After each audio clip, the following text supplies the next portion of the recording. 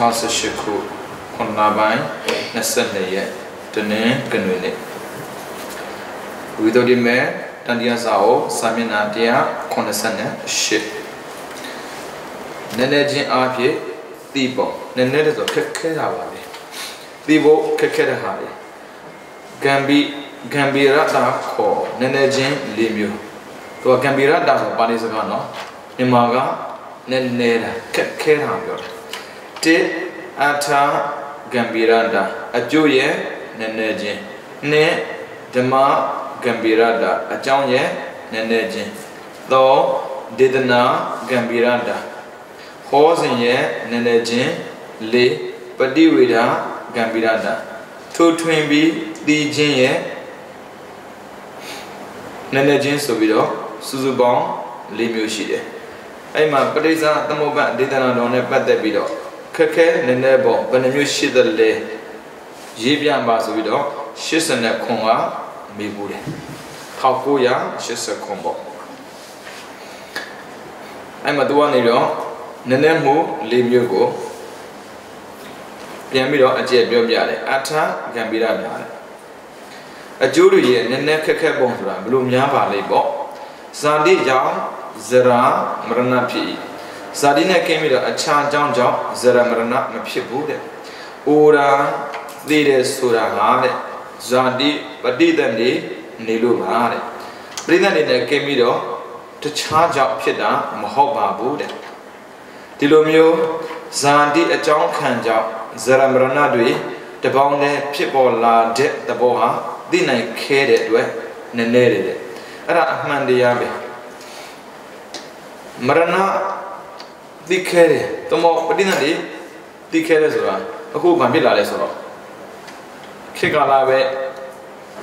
ပြောင်းလို့လားဘာလားတော့မသိဘူးပေါ့ဗျာနောင်ဘဝမရှိဘူးပြီးတော့သေတဲ့ပုဂ္ဂိုလ်တွေဝိညာဉ်ပြောင်းနေအမျိုးမျိုးပြောနေကြတာဘာကြောင့်လဲဆိုတော့အကျိုးရဲ့နည်းနည်းခက်ခဲပုံကိုလူတွေကမမြင်နိုင်တော့ဒါကြောင့်မို့ဘဝဆိုတဲ့အကြောင်းခံကြောင့်တဲ့ဇာတိရဲ့တပေါင်းနဲ့ဖြစ်ပေါ်လာတဲ့သဘောဟာသိနိုင်ခဲတဲ့အတွက်နည်းနည်းတာပါတဲ့ဘဝဆိုတာကံကြောင့်ဇာတိဆိုတာပြိဿန်တွေဖြစ်ပေါ်လာတာဒီဘဝမှာလောက်ထားတဲ့ကုသိုလ်ကံအကုသိုလ်ကံကြောင့်ဇာတိခေါ်တဲ့ပြိဿန်တွေဖြစ်ပေါ်လာမှုကိုဘုရားဘာသာပြောပြထားတယ်ဆိုပါတော့30နဲ့တပုံရှိတဲ့ထက်မှာတပုံနဲ့တပုံမှာကံချင်းမတူဘူးအပယ်လေးပုံမှာဆိုရင်ငရဲကဒေါသဆိုတဲ့ကံကြောင့်ငရဲဆိုတဲ့ဇာတိဖြစ်ပေါ်လာတယ်ပြီးတော့ပိဋ္ဌာအတုရကဲအဲ့ဒါကလောဘဆိုတဲ့ကံကြောင့်ပိဋ္ဌာနဲ့အတုရကဲဆိုတဲ့ဇာတိဖြစ်ပေါ်လာတယ်မောဟဆိုတဲ့ကံကြောင့်တိရစ္ဆာန်ဆိုတဲ့ဇာတိဖြစ်ပေါ်လာတယ်။အော်ကုသိုလ်ကံကအမျိုးမျိုးလာမယ်။မာကုသိုလ်10ပါးမှဆိုရင်2ပါး4ပါးတင်းနဲ့5ကတိဟဲ့ဒါကလူလည်းဟုတ်တယ်နတ်လည်းဟုတ်တယ်။ဘာကွာလို့လူဖြစ်ပြီးတော့ဘာကွာလို့နတ်ဖြစ်တယ်ဆိုရင်ဒါနာသီလနေပြီတဲ့မဟာကုသိုလ်တဲ့ဆိုရင်သောဏတတကိုဉာဏတံပြုတ်အသင်္ခါရိကငါဥပက္ခဘာကိုဉာဏတံပြုတ်အသင်္ခါရိကဆိုတဲ့ကံနှစ်ခုကြောင့်ဒါနသီလအားနဲ့ရင်လူဒါနသီလအားကောင်းရင်နတ်နတ်မှလည်းပဲအထက်မတူဘူးနော်သူကစတုမာရဲ့တာဝရဏယာမတုတိတာနေမနရတိပရဏိမိတာဝသဝတိဆိုပြီးတော့6ပုံရှိတယ်ဒါဆိုရင်ဒါနသီလအားကောင်းလို့နတ်ဖြစ်တဲ့ဆိုရင်တကယ်လို့မြင်ရအရိယပုဂ္ဂိုလ်တရားဒါနသီလများပြီးတော့သိရင်ပရဏိမိတာဝသဝတိဘုံမှာအမြင့်ဆုံးနတ်ဖြစ်သလားမေးစရာဖြစ်လာတယ်ဘာကြောင့်လဲဆိုတော့သူကဘဝဆိုတဲ့အကြောင်းခံဘဝဆိုတာကံဆိုတဲ့အကြောင်းခံကြောင့်ဇာတိဖြစ်ပေါ်လာပုံကိုဒါအကျိုးဖြစ်ပေါ်လာမှုတရားခက်ခဲတယ်ပြောတဲ့နေရာမှာ မဟာကုသိုလ်ထဲမှာအကြောင်းတရားနှစ်ပါးကြောင့်လူနဲ့ဖြစ်တယ်လို့ဦးဇင်းတို့သိရတယ်အကြောင်းတရားနှစ်ပါးကကဲလူနဲ့ဖြစ်တာကဇာတိဒါပေမဲ့လူနဲ့ဆိုတဲ့စကားလုံးထဲနဲ့မှာက6ထပ်ရှိနေတာဖြစ်တော့ဒါနာသီလအားကောင်းတဲ့လူတယောက်သိရင်ဘယ်ဘုံမှာရမှာလဲစတူမာရီတာတောင်းနေတာစသည်ဖြင့်မေးစရာဖြစ်လာတယ်သူကဒါနာသီလအားကောင်းရင်နာမည်ဖြစ်မလို့သူပြောတာဘယ်ဘုံမှာဖြစ်မလို့သူပြောလို့မရဘူးဘာကြောင့်လဲဆိုတော့ဗိမိသာရမင်းကြီးကတက်တည်ပြသွားတယ်ဗိမိသာရမင်းကြီးကတည်တဲ့တိုင်းပဲဗျာဒါနာသီလအားကောင်းလုံးလို့ခက်နေတယ်သူကအရိယာနဲ့ဟုတ်တယ်ဒါနာသီလအားကောင်းတာလည်းဟုတ်တယ်ဒါပေမဲ့ဗျာသူသေတော့စတုမာရီပုံမှာဖြစ်တာစတုမာရီဆိုနတ်တက်မှာအနည်းဆုံးအမြင့်ဆုံးမဟုတ်ဘူးပြောစရာဖြစ်လာတာပေါ့ဘယ်လိုကြောင်းပါလဲဒါနသီလအားကောင်းရင်နဲ့ဖြစ်တယ်ဆိုတော့အခုအရိယာဒါနသီလအားကောင်းရင်သိရင်သူဆိုအနည်းဆုံးတော်ရင်သာယာမလောက်မှာဖြစ်တဲ့နာပေါ့ဘယ်လိုလုပ်ပြီးတော့စတုမာရီမှာဖြစ်တာလေမေးစရာဖြစ်လာပြန်ရောဒါကြောင့်မို့ဒါနသီလအားကောင်းလို့နဲ့ဖြစ်တာမှန်တယ်တဏှာအားကောင်းရင်ဘုံလိုက်တော့တဏှာဆိုတခြားပြောတာမဟုတ်ဘူးတဲ့သူဖြစ်ခဲ့တဲ့ဘဝဆိုပါစို့ဗျာဗိမိသာရမင်းကြီးကအဖြစ်မြင်လာတာကစတုမာရီမှာဖြစ်များခဲ့ကူးတယ်ပြီးတော့ယူနတ်မဟုတ်ဘူးကနတ်မင်းကြီးတယ်ဗျာအဲ့မျိုးစနာဝဒဘာနတ်မင်းကြီးဖြစ်များတာကိုသူကစွဲတယ်စိတ်ရှိခဲ့တော့ဒါနဒီနာဘလောက်ပဲအာကောင်းကောင်းတဲ့စတုမာရီနတ်ဘုံမှာပဲဖြစ်ရတယ်ဦးဇင်းတော်ကနတ်လိုပြောလိုက်ပြီဆိုရင်အသက်ရှိတယ်ပြီးတော့ဘုံငံကြီးတယ်လို့တွက်တာဟိုဒါကြောင့်မို့စတုမာရီနဲ့ပရဏိမိတဝါဒဝတ္တိရှင်လို့မရဘူး900 1000 2000 4000 8000 1000 6000စသည်ပဲအသက်ကွာတာဟို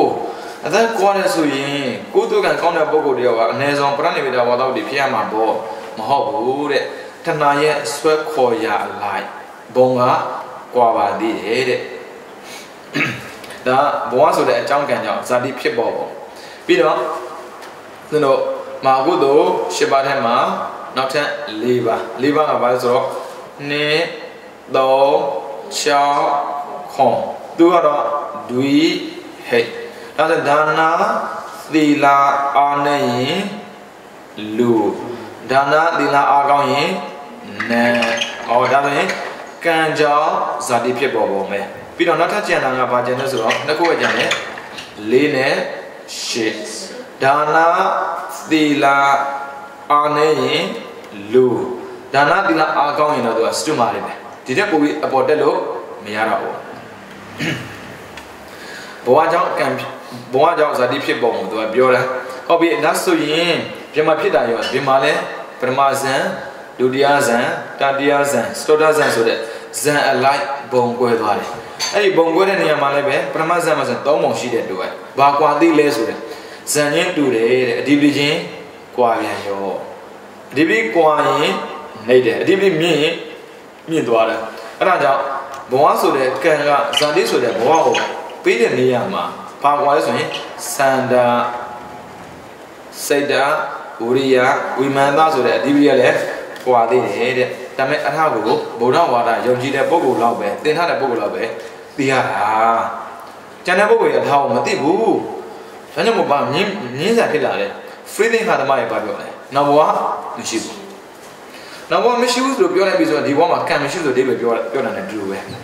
သူကကံရှိရင်ဘဝရှိတယ်ကံမရှိရင်ဘဝမရှိဘူးဒါနဲ့သူကနောက်ဘဝမရှိဘူးလို့သူပြောပြီးဆိုကြတဲ့ကသိကြတဲ့ဒီဘဝမှာကုသိုလ်ကံအကုသိုလ်ကံ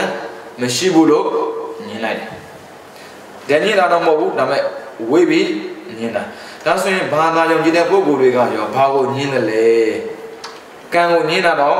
မဟုတ်ဘူးဒါပေမဲ့ဉာဏ်ကိုညင်တာဥဒ္ဒရောဉာဏ်ကတမ္မာဒိဋ္ဌိဆိုတာရှိတာကိုသူတို့မှာတမ္မာဒိဋ္ဌိဆိုတာမရှိဘူးဘာကိုရောလဲဆိုတော့ creator ဖန်ဆင်းရှင်ကိုမြင်တယ်ဘယ်လိုပဲသေသွားလိုက်ဘုရားသခင်ရဲ့အလိုချာပဲဖြစ်မှာဘုရားသခင်ကနေပြီးတော့အပြစ်တွေကျူးလွန်တဲ့ခါမှာအပြစ်ပေးပြီဆိုရင်သူက heaven and hell နှစ်မျိုးပဲရှိတယ်နိဗ္ဗာန်နဲ့ငရဲ heaven ကိုဦးဇင်းတို့ဘာသာပြန်တော့နတ်ပြည်လိုဘာသာပြန်တာတကယ်က heaven ကနိဗ္ဗာန်ပဲသူတို့ရဲ့စကားရဆိုရင်ဘာဖြစ်ဆိုတော့မတရားဖြစ်တဲ့နေရာတစ်ခုပဲဗျာအဲ့ဒါနောက်ထပ်မသေးတော့ဘူးတဲ့အဲ့ဒါသူတို့ဘာခေါ်ဆိုရင်တတတလို့တော့တောင်းတယ်မြဲသွားတာဒါဆိုသူတို့လည်းခံမရှိဘူးဘယ်သူကနေတော့ဖန်တီးပေးလဲဆိုရင်ဘုရားသခင်ကဖန်တီးပေးတယ်ထူးထူးခြားခြားဗျာကမ္မဆိုတဲ့စကားလုံးကိုပြောတာဗုဒ္ဓဆိုတဲ့ပုဂ္ဂိုလ်တယောက်ပဲရှိတယ်ဟောသူကိုယ်ကိုယ်တဲ့ပုဂ္ဂိုလ်အလုံးကကံကိုပြောတယ်ကံပြောရင်ဘာဖြစ်လဲဇာတိရှိကိုရှိတယ်အဲ့ဒါကြောင့်လူတွေက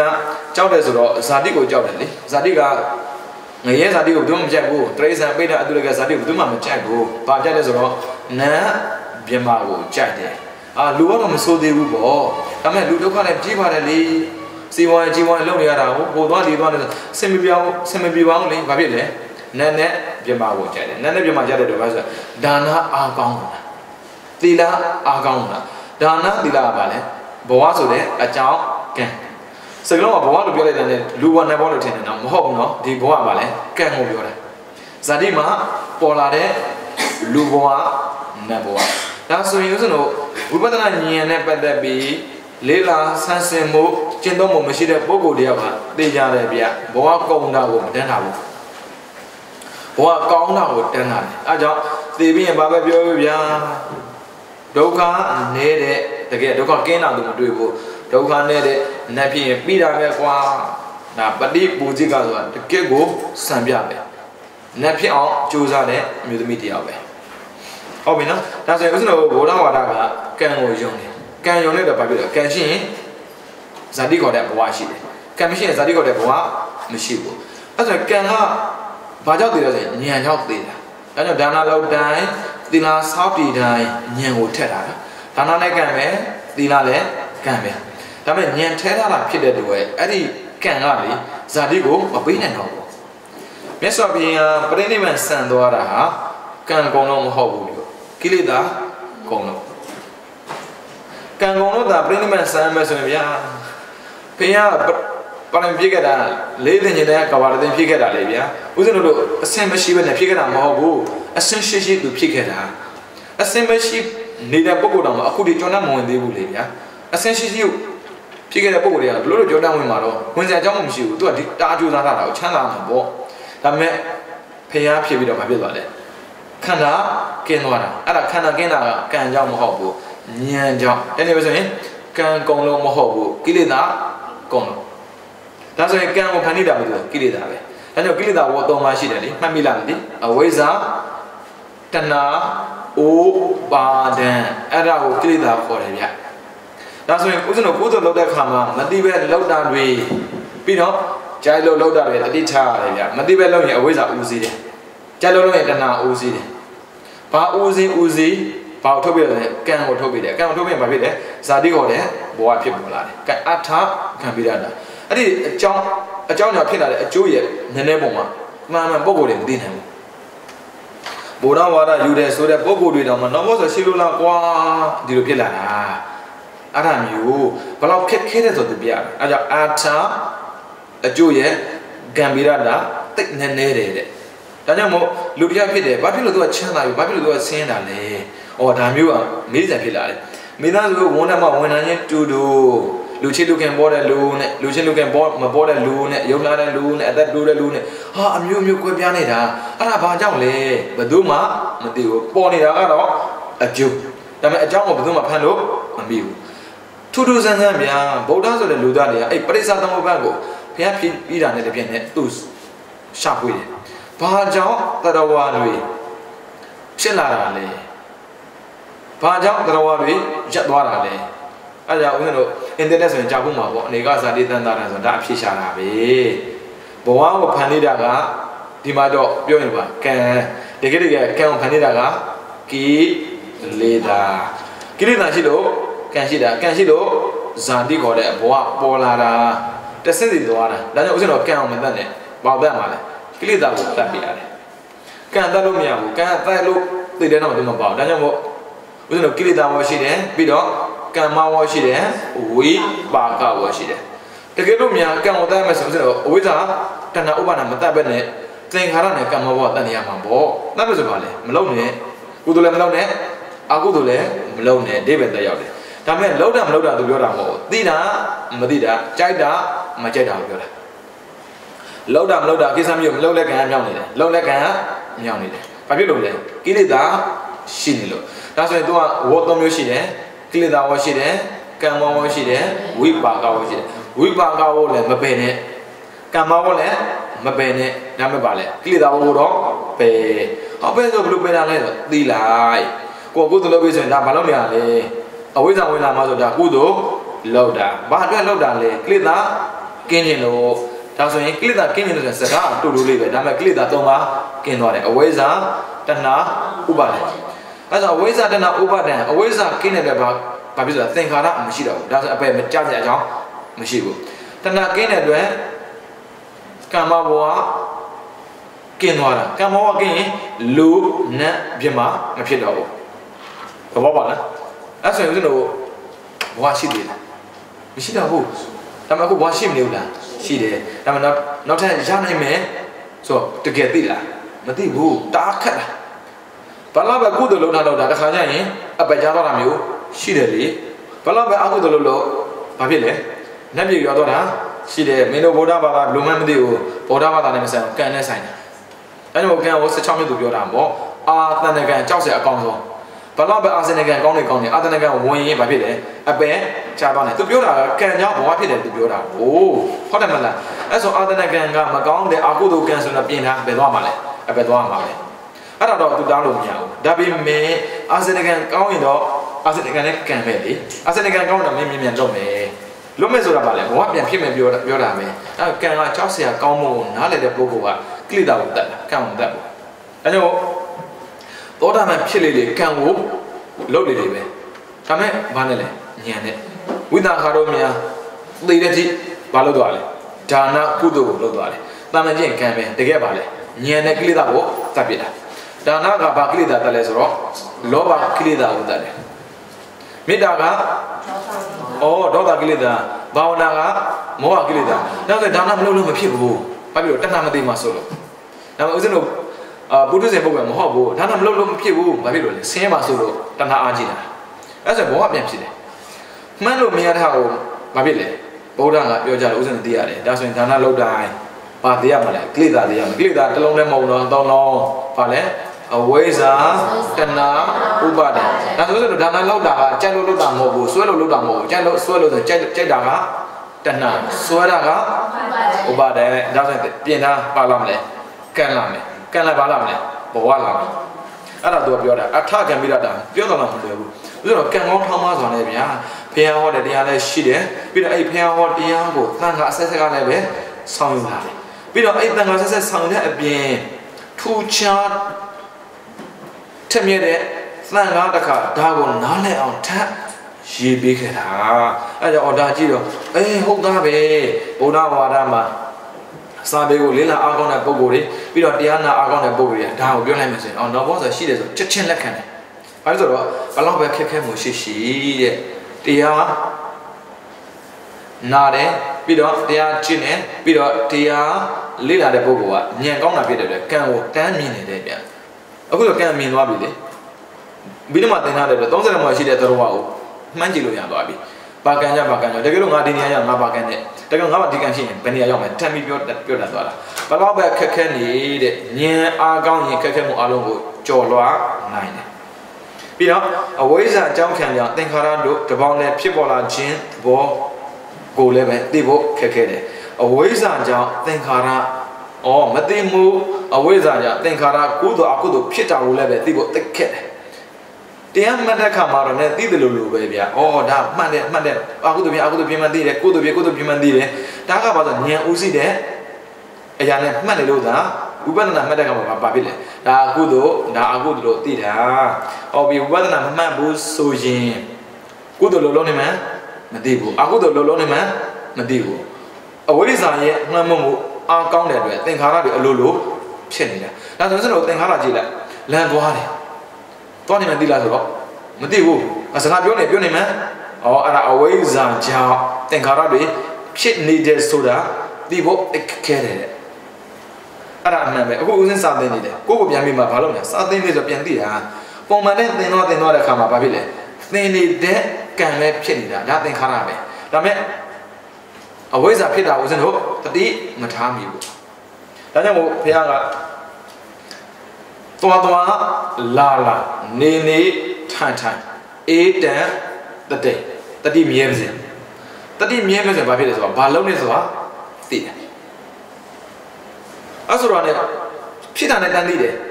သွားတာနဲ့တန်သိတယ်အဲ့ဆိုဘာဖြစ်လဲဆိုတော့ကံဖြစ်တာအလုံးကိုသိနေတာကံကပါလဲသင်္ခါရသိတာကဝိဇ္ဇာအဲ့ဆိုရင်သင်္ခါရကကံမမြောက်တော့ဘူးလောက်တာလောက်နေတာကံမမြောက်တော့ဘူးဟုတ်ပြီနော်တကယ်လို့မသိဘူးဆိုရင်ဘာဖြစ်လာလဲကံပြန်မြောက်သွားတယ်အဝိဇ္ဇာချင်းဘာဖြစ်မလဲသင်္ခါရဖြစ်တယ်ဒါပေမဲ့သင်္ခါရဖြစ်လာတာကိုသိဖို့တကယ်ခဲတယ်ဒါအမှန်ပဲဥစ္စာမျက်စိမြင်နေတယ်မြင်နေမှမသိဘူးနားကြားနေတယ်ကြားနေမှမသိဘူးအဲ့ဒါရကံနေမြောက်နေတာကိုယ်တော်ဖြစ်မယ်အာကိုယ်တော်ဖြစ်မယ်ဒါဆိုရင်ဘာလုပ်လဲဆိုဥစ္စာတတိလေးထားလိုက်တာနဲ့အဝိဇ္ဇာကရပ်သွားတာငါမြင်နေတာပဲငါကြားနေတာပဲဒါကိုယ်တော်ဖြစ်နေတာပဲအာကိုယ်တော်ဖြစ်နေတာပဲကိုယ်တော်ဖြစ်တာအာကိုယ်တော်ဖြစ်တာအဝိဇ္ဇာအသိမခံရဘူးကိုယ်တော်ဖြစ်တာအာကိုယ်တော်ဖြစ်တာကိုအဝိဇ္ဇာကသိခွင့်ပေးလိုက်ပြီဆိုရင်လေတရားတွေကကိုယ်တော်အာကိုယ်တော်မမဲ့တော့ဘူးဗျာကိုယ်တော်ကြပဲဖြစ်အာကိုယ်တော်ကြပဲဖြစ်အပေါ်ပြန်ကြည့်ကံကြောင့်ဇာတိဖြစ်တယ်ဆိုတာဇာတိဖြစ်ပါလားမရဏဖြစ်မှာသိမှာငါကောင်ကတော့သေချောင်းမကြံနိုင်ဘူးဟေးသိသွားတဲ့ပုံကိုတရားကဘယ်လိုနည်းနဲ့မှကုသိုလ်ကိုအဖြစ်မခံလို့အကုသိုလ်အဖြစ်မခံဘူးဒါမဲ့သိဖို့သိခက်တယ်ဗျအဝိဇ္ဇာကြောင့်သင်္ခါရတွေဖြစ်ပေါ်နေတာကိုသိဖို့ခက်ခဲတယ်တဲ့ဒါကြောင့်မို့ပရိစ္ဆာသမုပ္ပါဘဝဆက်ဟာအကျိုးအဖြစ်သိကိုနည်းနည်းပါတယ်တဲ့ရလာတဲ့အကျိုးအနေနဲ့ကြည့်ပါဆိုရင်သိနည်းနည်းတယ်အဲ့ဒါကိုအထအကံပိရတာလို့ခေါ်တာပေါ့တဲ့အကြောင်းရဲ့အကျိုးဟေတုဖလကိုအထလို့ခေါ်ပါတယ်တဲ့ဒါကြောင့်မြတ်စွာဘုရားရှင်ကနေတော့ဟေတုဖလေညာနဲ့အထပြိတံပိတာအကြောင်းရဲ့အကျိုးမှာဖြစ်ပေါ်လာတဲ့ဉာဏ်ကိုအထပြိတံပိတာလို့ခေါ်တယ်အကြောင်းကြောင့်ဖြစ်ပေါ်လာတဲ့အကျိုးကိုသိတာအကြောင်းကြောင့်ဖြစ်ပေါ်လာတဲ့အကျိုးဒါဆိုဥစဉ်တော့သွားတယ်လာတယ်လှုပ်ရှားတယ်အဲ့ဒါရဲ့အကျိုးတွေဒါပေမဲ့ဥစဉ်အကြောင်းမမြင်ဘူးအကြောင်းမြင်လိုက်တာနဲ့တပြိုင်နက်အကျိုးသိသွားတယ်အဲ့ဆိုရင်အဲ့အကြောင်းကိုဥစဉ်တော့မလုပ်ဖြစ်တော့ဒါဆိုအကျိုးလည်းမလာတော့ဘူးဒါအထဂံဗိရတာပြီးတော့ဓမ္မဂံဗိရတာအဝိဇ္ဇာဆိုတဲ့သဘောတရားဟာတဲ့ဖြစ်ပေါ်အချင်းရအခိုင်အမာဖြစ်အဲ့ဒီသင်္ခါရတရားတွေကိုပစ္စယတတ္တိတွေနဲ့ခြေစုပြုနေတယ်ဒီလိုမျိုးအဝိဇ္ဇာရဲ့ဖြစ်ပေါ်ခြင်းရအခိုင်အမာကိုသိနိုင်ခဲ့တဲ့အတွက်အဝိဇ္ဇာရဲ့သင်္ခါရအားခြေစုပြုတယ်ဆိုတာသိနေတယ်အဝိဇ္ဇာကသင်္ခါရခြေစုပြုတယ်ဆိုမှန်လို့မရဘူးဘာဖြစ်လို့ဓမ္မကံမိတာဓမ္မဆိုပါလေအကြောင်းခုနကအကျိုးကိုမှန်လို့မရနိုင်တယ်လို့အကြောင်းကိုလည်းမှန်လို့မရနိုင်ဘူးအဝိဇ္ဇာကြောင့်သင်္ခါရတွေဖြစ်နေတယ်ဆိုတာမှန်ကြည့်လို့ကိုမရနိုင်ဘူးတဲ့ဘာဖြစ်လို့သိခက်လို့ဒါမဲ့တတ္တိတွေရှိနေပြီသားဆိုပါစို့ဗျာဦးဇင်းတို့စိတ်ရဲ့တတ္တိကိုပြန်ကြည့်မှဆိုရင်စိတ်ဆိုတာလည်းအဝိဇ္ဇာကြောင့်သင်္ခါရဖြစ်တာပဲအစိတ်တတ္တိမှာဆိုရင်တစ်ခုပြီးတစ်ခုဖြစ်သွားရင်ဒါအနန္တရပြီးရင်သမအနန္တရပြီးဘာဖြစ်လဲပျောက်သွားလို့နောက်ထပ်ပေါ်လာရင်နတ်ထိဒါသူ့ရဲ့တတ္တိတွေနောက်အဲ့တတ္တိတွေလုံးနေတာကိုမသိဘူးအကြောင်းတွေလုံးနေလို့အကျိုးတွေပေါ်နေတာအဲ့ဒါသူပြောတာသူရဲ့ဖြစ်ပုံအချင်းရာအခိုင်အတန့်နေနဲ့မှန်ကြည့်လို့မရနိုင်ဘူးသိဖို့သိခက်တယ်တဲ့အဲကြောင့်အဝိဇ္ဇာဖြစ်ပုံချင်းရာအခိုင်အတန့်ကိုသိနိုင်ခက်တဲ့အတွက်အဝိဇ္ဇာရဲ့ခြေစုပ်ပြုမှုဟာသင်္ခါရဘုံမှာခြေစုပ်ပြုမှုဟာသိဖို့သိခက်ခဲတယ်တဲ့အဲ့ဒီလိုပဲတဲ့သင်္ခါရတွေကလည်းပဲဖြစ်ပုံချင်းရာအခိုင်အတန့်ဝိညာဉ်အားပစ္စယတတ္တိနဲ့ခြေစုပ်ပြုနေတယ်သင်္ခါရကဝိညာဉ်ကိုသင်္ခါရဆိုအကြောင်းတရားဝိညာဉ်ကအကျိုးဝိပဿနာဝိညာဉ်တွေဘယ်လိုဖြစ်လဲဆိုတာမှန်လို့မရဘူးဘာဖြစ်လို့သင်္ခါရဆိုတဲ့သဘောတရားကိုမသိနိုင်လို့တဲ့ဒီလိုမျိုးသင်္ခါရတို့ဖြစ်ပေါ်အချင်းရအခိုင်အတန့်ကိုသိနိုင်ခက်တဲ့အတွက်သင်္ခါရတို့ရဲ့ဝိညာဉ်ခြေစုပ်ပြုတဲ့ဆိုတာလည်းပဲနားလည်ဖို့ခက်ခဲတယ်တဲ့မလွယ်ဘူးပဋိစ္စသမုပ္ပါဒေသနာကိုထင်ကနေလင်းကနေသိဖို့ဆိုတာတော့မလွယ်ဘူးဘာနဲ့လွယ်ဆိုရင်မဲ့ပုံနဲ့ပဲလွယ်တာတာမန်စိတ်နဲ့တော့မလွယ်ဘူးဒါကဥစဉ်တော့ဖတ်ပြနေလို့သာမလေးဟုတ်တယ်လို့ထင်တာသင်ထားတဲ့စာပေလေးရှိတယ်ပြီးတော့ဒီမှာရေးထားတဲ့စာသားရှိတဲ့အတွက်မဖတ်လိုက်နားလဲတယ်လို့ထင်တာဒါဆိုရင်ဖြစ်လာတဲ့အကျိုးတရားကိုသိဖို့လည်းခက်ခဲတယ်လို့ဖြစ်စေတဲ့အကြောင်းတရားကိုသိဖို့လည်းခက်ခဲတယ်ပြီးတော့ဒေသနာကံပိရတာပဋိစ္စသမုပ္ပါဒေသနာတော်ကိုဝိညာဉ်တို့၏အလိုအစ္ဆာတရားအားလျော်စွာထို့အကြောင်းကြောင့်အနုလောမပရိလောမစတဲ့ထို့အချင်းအားဖြင့်ဟောတော်မူအပ်သည့်အဖြစ်ကြောင့် ဒေသနာဟောစဉ်ရတယ်ပဲနည်းနည်းတယ်ဆိုလိုတာကဗျာအနုလောမရဲ့ပရိလောမအနုလောမဆိုတာအစင်တိုင်းဟောသွားတာပရိလောမဆိုတာပြောင်းပြန်ဟောတာဟုတ်ပြီနော်ဦးဇင်းတို့အနုလောမဆိုတော့ဘယ်နဲ့စမလဲအဝိဇ္ဇာကနေတော့သင်္ခါရအစပေးတာအဲ့မျိုးကိုယ်စင်ဟောတတ်မလားဆိုဝေကြီးဟောတာဘုန်းကြီးအလို့ရောက်ဖို့တော့မလွယ်ဘူးဒါကြောင့်ဟောစဉ်နေနဲ့လည်းတိတ်ခက်ခဲတယ်တဲ့အနုလောမပရိလောမစတဲ့ဒေသနာတော်အချင်းရမှာတပိဏဉာဏ်မှလွယ်ပြီးတော့အချမ်းသောဉာဏ်ဟာထောက်ရတရားကိုမရနိုင်ဘူးလေဒီလိုမျိုးဟောဖို့ဆိုရင်တဘယ်ညုတဉာဏ်ကလွယ်ရင်ဘယ်ဉာဏ်မှဟောလို့မရဘူးအဲ့ဆိုရင်ဘာဖြစ်လဲအစင်မြင့်ဆုံးဖြစ်တဲ့ဖရာတပိဏဖရာဖဲလိုက်ပေစေကဗုဒ္ဓပေစေကဗုဒ္ဓလည်းဖရာပဲမဟုတ်တဲ့ဗုဒ္ဓသူကတပိဏဉာဏ်မဟုတ်လို့သူကဆိုလို့ဒါဆိုရင်ပိစိကဗုဒ္ဓနာမဟောနိုင်ရင်တော့ဘာဝကလည်းဟောနိုင်မှာမဟုတ်ဘူးဒါဆိုရင်ရှင်သာရိပုတ္တရာတော့ရှင်မောင်းလန်တို့ဟောတာမရှိလားရှိတယ်ဘယ်သူ့ကိုမှီပြီးလဲဘုရားကိုမှီပြီးတော့ဦးဇင်းတို့ပြောနေတာဘာကြောင့်လဲသံဃာကိုမှီပြီးတော့ဩဘုရားမှီတာမဟုတ်ဦးဇင်းတို့ကြတော့သံဃာကိုမှီရတာကိုယ်အဆင့်ကတော်တော်ဝေသွားပြီအဲကြောင့်ဘုန်းကြီးတရားဟောကောင်းတယ်ဆိုမဟုတ်ပါဘူးဗျာသံဃာစာပေစုစည်းမှုအားကောင်းတာပါအဲ့ဒါကြောင့်ဘုရားရှင်ကလွယ်ပြီးဒီဒေသနာမျိုးကိုဘယ်လိုနည်းနဲ့မှမဟောနိုင်ဘူးတဲ့အဲ့မှာမြတ်စွာဘုရားရှင်ကပရိစ္ဆာသမုပ္ပါဘဝဆက်ကိုဟောတော်မူတဲ့နေရာမှာတဲ့တချို့သုတ်တန်တွေမှာအစာမအဆုံးတွေဟောတဲ့အနုလောမဒေသနာတော့သိခဲ့ပြီးသား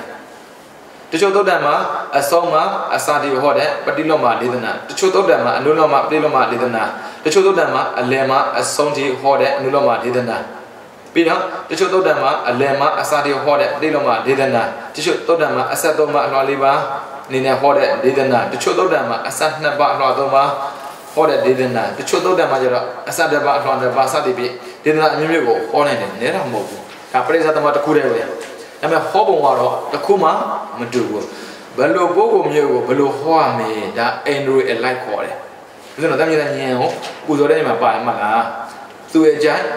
ပါတယ်မလားအင်ဒရိုဇရိုင်းသူ့အကြိုက်နဲ့နိုင်ချောစုံနဲ့အကုန်မြင်တန်ပင်ယူဒါပြောတာ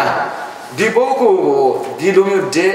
အစားဆုံးဟောမှရမယ်ဆိုရင်အစားဆုံးဟောပေးတယ်သူမို့လို့ပေါ့ပြင်မခံနေတာဥဒ္ဓလိုမြင်စဉ်းစားကြည့်တယ်လူအလုံးကိုတရားကိုတမျိုးပဲဟောမှာပဲတခါကြီးကဒီလိုနာဟိုတခါကဒီလိုနာအဲ့လိုဟောမှာမဟုတ်ဘူးတရားတပုဒ်တော့ကိုပုံစံဆောင်စတော့ဟောနိုင်မှာမဟုတ်ဘူးဘာဖြစ်လို့လဲကိုယ်အစင်ပါမဟုတ်တာအခုပရိစ္ဆာသမုပ္ပါဒေသနာတစ်ခုတည်းကိုပဲကြည့်အောင်ဟောသွားတာနဲတာပေါ့ပုံစံဆောင်တစ်ခုမှပုံစံမတူဘူးအဲ့ဒါဘာကြောင့်လဲဆိုတော့တရားနာတဲ့ပုဂ္ဂိုလ်ရဲ့ဇရအင်ဒရအတိုင်းဟောပြတာတဲ့အဲ့ဒါမျိုးဒေသနာအစင်နဲ့ဟောနေတာပါလေဒေသနာဂံဗိရတာတရားဟောတာသိခက်တယ်ပြောတာပြီးတော့ပฏิဝေဒဂံဗိရတာအဝိဇ္ဇာစသည်တော်နဲ့ကိုယ်ပိုင်သဘောလက္ခဏာအသီးသီးရှိကြပါတယ်တဲ့အဲ့ဒါတွေကိုဉာဏ်မြင့်ထိုးဖော်ပြီးတော့သိမြင်မယ်ဆိုရင်အဝိဇ္ဇာစတဲ့သဘောတရားတွေရဲ့သဘာဝလက္ခဏာကို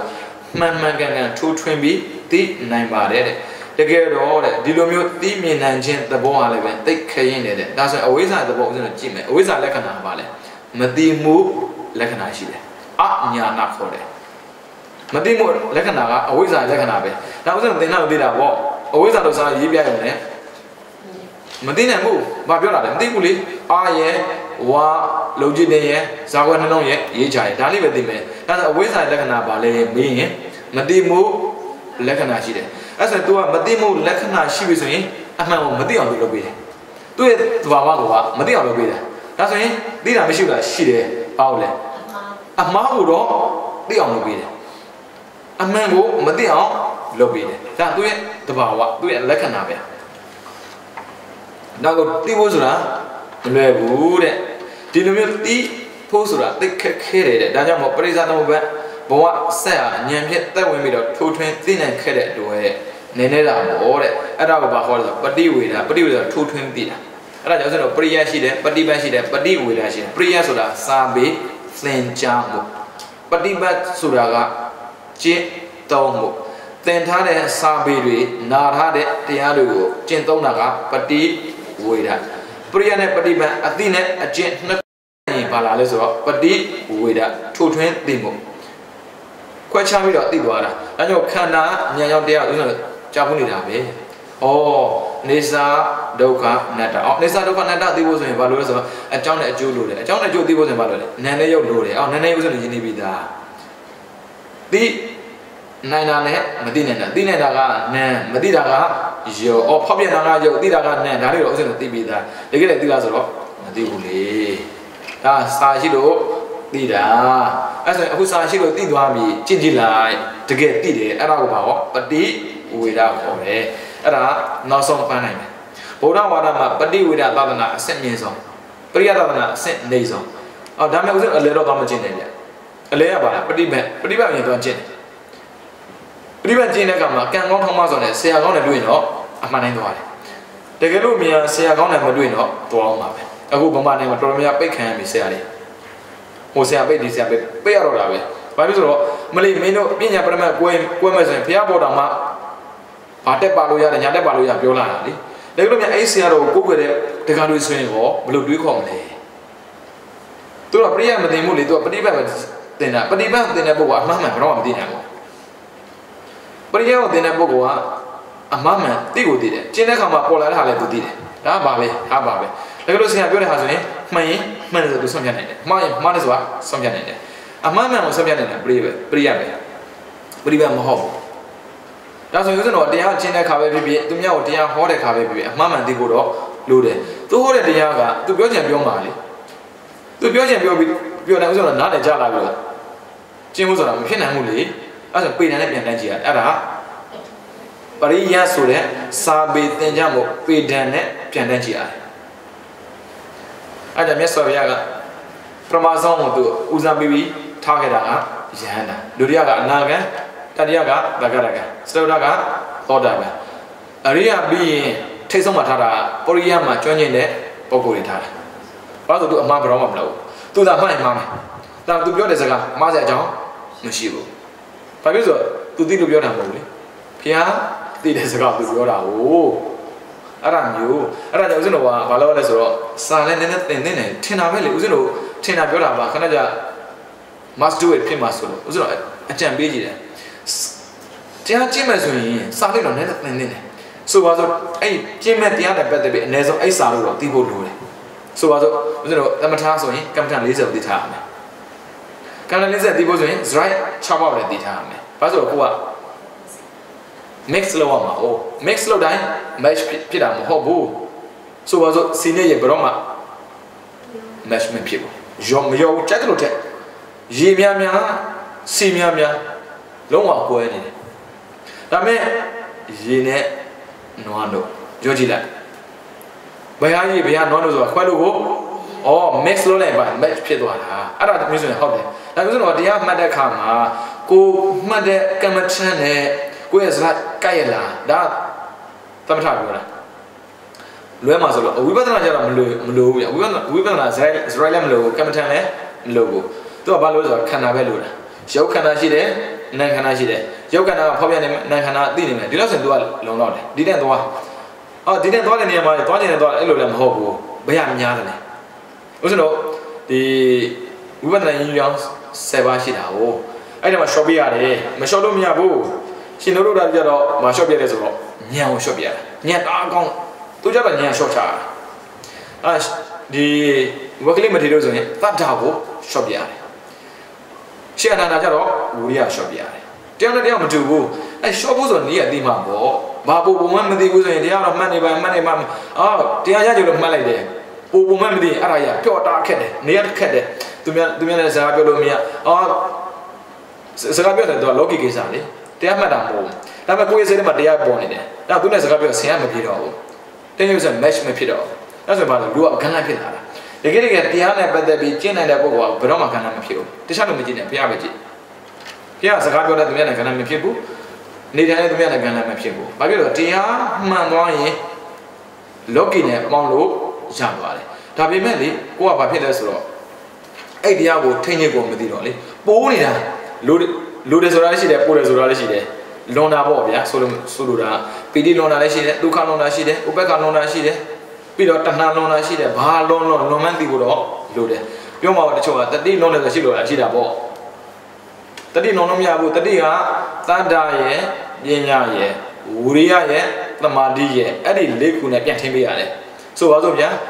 တတိ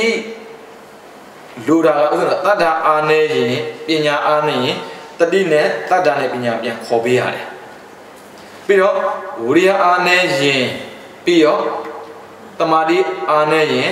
တတိနဲ့ပြန်ခေါ်ပေးရတယ်ဟုတ်ပြီဝိရိယအာများလာပြီတတိအာများသမာဓိအာများလာဆိုဘာနဲ့ပြန်ထည့်ရမှာလဲတတိနဲ့ဟုတ်ပြီတတိအာများရောဝိရိယပြီးတော့သမာဓိပြီးတော့သတ္တ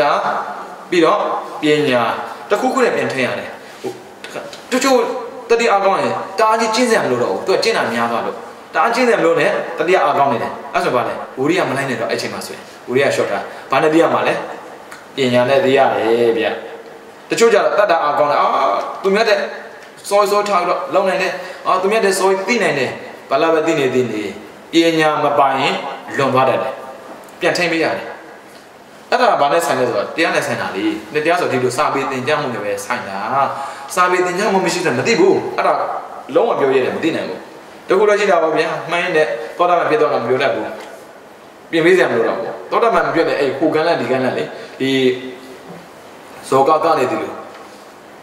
အပေါ်လည်းမရောက်အောင်းလည်းမကျန်ဖြစ်တတ်တယ်အဲ့ဒါကိုဘာလို့ဆိုတော့တချို့ကဆယ်တော်ပြောတယ်ကမ္မထံလူထွက်လို့ပြောတယ်ရလည်းမရဘူးကမ္မထံမဟုတ်တာလည်းမဟုတ်ဘူးကမ္မထံလည်းအထုတ်တယ်ဒါပေမဲ့တရားလည်းရတယ်မရဘူးဟိုရောက်အောင်ဒီအောင်ဖြစ်နေတာပြောတာအဲ့ဒါကိုထိမ့်ပေးတာကစာပေပဲစာပေကလုံးဝထိမ့်ပေးတယ်တကယ်လို့မြန်ဆရာတွေကပြောမယ်ဟာဒါမျိုးမဖြစ်နိုင်ဘူးဘာဖြစ်လို့လဲသူ့မှာမဖြစ်လို့သူကမဖြစ်နိုင်ပြောတာလေဝိပဿနာရေးရဆယ်ပါသူဆယ်ပါဆုံးသူတွေ့ချင်မှတွေ့မှာသူတွေ့တာကဆိုပါတော့ကြာပီတိတွေ့တယ်ဒါနှိမ့်သက်တာနွန်နေနဲ့မရဘူးဆိုသူသိသွားတယ်အတွက် short ပြစ်တယ်ဒါပေမဲ့တခြားလူမှကြာနှိမ့်သက်တာမပေါ်ဘူးလေတတိပေါ်နေဘယ်လိုလုပ်မလဲဟာနားတော့မဟုတ်ပါဘူးကွာပြောလို့မရဘူးဒါကြောင့်တရားရထားတဲ့ပုံကိုယ်တရားအစမတောက်ဆိုသူရဲ့အတွေ့အကြုံမပြောနိုင်တယ်တဲ့စာတတ်တဲ့ပုံကတရားမရပေမဲ့အများရဲ့အတွေ့အကြုံကိုပြောနိုင်တယ်အခုဦးဇင်းတို့ဘုရားရဲ့အတွေ့အကြုံပြောပြတာလေဘုရားအတွေ့အကြုံတော့များတာဘုရားပဲရှိတယ်ဘယ်သူမှမရှိဘူးရှင်သာရိပုတ္တရာလည်းမရှိဘူးရှင်မောင်ဂလန်လည်းမရှိဘူးဘာဖြစ်လို့လဲရှင်သာရိပုတ္တရာလည်းရှင်မောင်ဂလန်တို့ကတစ်အတင်ကြီးနဲ့ကဘာတည်းပါရမီဖြစ်ခဲ့တာဘုရားကျတော့လေးအတင်ကြီးနဲ့ကဘာတည်းအဲ့ဒါကွာသွားတယ်ဒါကြောင့်ပဋိဝေဒထိုးထွင်းမိသိဖို့လည်းသိခက်ခဲတယ်အဲ့မဲ့ပဋိဝေဒနည်းနည်းပုံကိုအကျက်ပြဆိုချဲတယ်ဘယ်လောက်ထိခက်ခဲတယ်ဆိုတော့အကျက်ပြပေးမယ်တဲ့အဝိဇ္ဇာရဲ့မသိခြင်းသဘောမမြင်ခြင်းသဘောသစ္စာလေးပါးကိုထိုးထွင်းပြီးမသိခြင်းသဘောကနည်းနည်းတဲ့မှန်တယ်သစ္စာလေးပါးဆိုရင်မသိဘူးလားသိတာပေါ့ဒုက္ခသမုဒယနိရောဓမေကဘာနဲ့သိတာသင်ညာနဲ့သိတာပညာနဲ့သိဖို့မလွယ်မင်းစမ်းကြည့်လေစမ်းကြည့်မလွယ်ဘူးအဲ့ဒါဘလောက်ခက်ခဲလဲဆိုတာသူပြတာပြီးတော့သင်္ခါရတို့ရဲ့ပြည့်ပြည့်ခြင်းသဘောအထုတ်ခြင်းသဘောတမ္မမုန်းတဲ့ဘောဖြစ်ခြင်းသဘောတမ္မမုန်းကင်းခြင်းသဘောကနည်းနည်းတယ်အဲ့ဒါပညာနဲ့လိုက်ပါငါမှလောဘဖြစ်နေတယ်လောဘမဖြစ်ဘူးဒေါသဖြစ်နေတယ်ဒေါသမဖြစ်ဘူးသိတာပညာမလိုက်ဘူးဆိုရင်ပါလေမသိဘူးဒါကြောင့်မို့လူတန်းမှုတွေဖြစ်တာပေါ့ဒါကြောင့်မို့ခိုးမှုတွေတက်မှုတွေဖြစ်တာပေါ့သူဖြစ်နေတာသူမသိဘူးဖြစ်ချင်တာပဲသူသိတယ်ဒါကြောင့်သူခက်ခဲတယ်တဲ့ပြီးတော့ဝိညာဉ်ရဲ့အတ္တမစစ်သုံးခြင်းသဘောအတ္တဆိုတာ fashion ပြောတာ fashion မရှိဘူးတဲ့ပြီးတော့ကြောင်းကြပြပါတော့ကင်းခြင်းသဘောဘဝဟောင်းမှာပြောင်းရွှေ့ခြင်းမရှိမှုရဲ့ဘဝတည်းပရိသတ်တွေဤထင်ရှားဖြစ်ခြင်းသဘောကနည်းနည်းတဲ့အဲဒါကြောင့်ကမ္ဘာမှာပြဿနာတက်ကုန်တာပေါ့နောက်ဘဝရှိတာရောမရှိတာရောရှုပ်ရှက်ခက်နေတာတွေပဲခက်နေတယ်လို့ပြီးတော့နာယုတ်ရဲ့တဘောနဲ့ဖြစ်ခြင်းသဘောအတိတ်ခွဲခြင်းအတော်သဘောမခွဲခြင်းအတော်သဘောညွှန်ခြင်းသဘောဖောက်ပြန်ခြင်းသဘောကနည်းနည်းတဲ့ဒါနာယုတ်ဆိုသိပြီးသားပဲပေါင်းတာလည်းဟုတ်တယ်ခွဲတာလည်းဟုတ်တယ်နာနဲ့ရုပ်ပေါင်းလို့မရဘူးဝိပယုတ်တာပစ္စည်းခေါ်တယ်နာချင်းချင်းပေါင်းတယ်သံပယုတ်တာခေါ်တယ်ဒါဆိုဒီလေးကမတူလားဆိုတော့တူတယ်တူနေတယ်ဒါပေမဲ့တူလားဆိုတော့မတူဘူးဘယ်မှာလဲမသိဘူးသူကတတိပဲလေကိုခန္ဓာကိုထည့်ပြန်ကြည့်ဘယ်အောင်နံလဲဘယ်ဟာရုပ်လဲဥစဉ်ပြောလို့မရပြောမှမြင်တာကိုရုပ်သိတာကိုနံပြလေမရှိဘူးလေဘယ်လိုပြမှာပြလို့မရဘူးအဲကြောင့်တိတ်ခဲတယ်ဒါပေမဲ့သူတို့နှစ်ခုတော့ညီညွတ်နေတယ်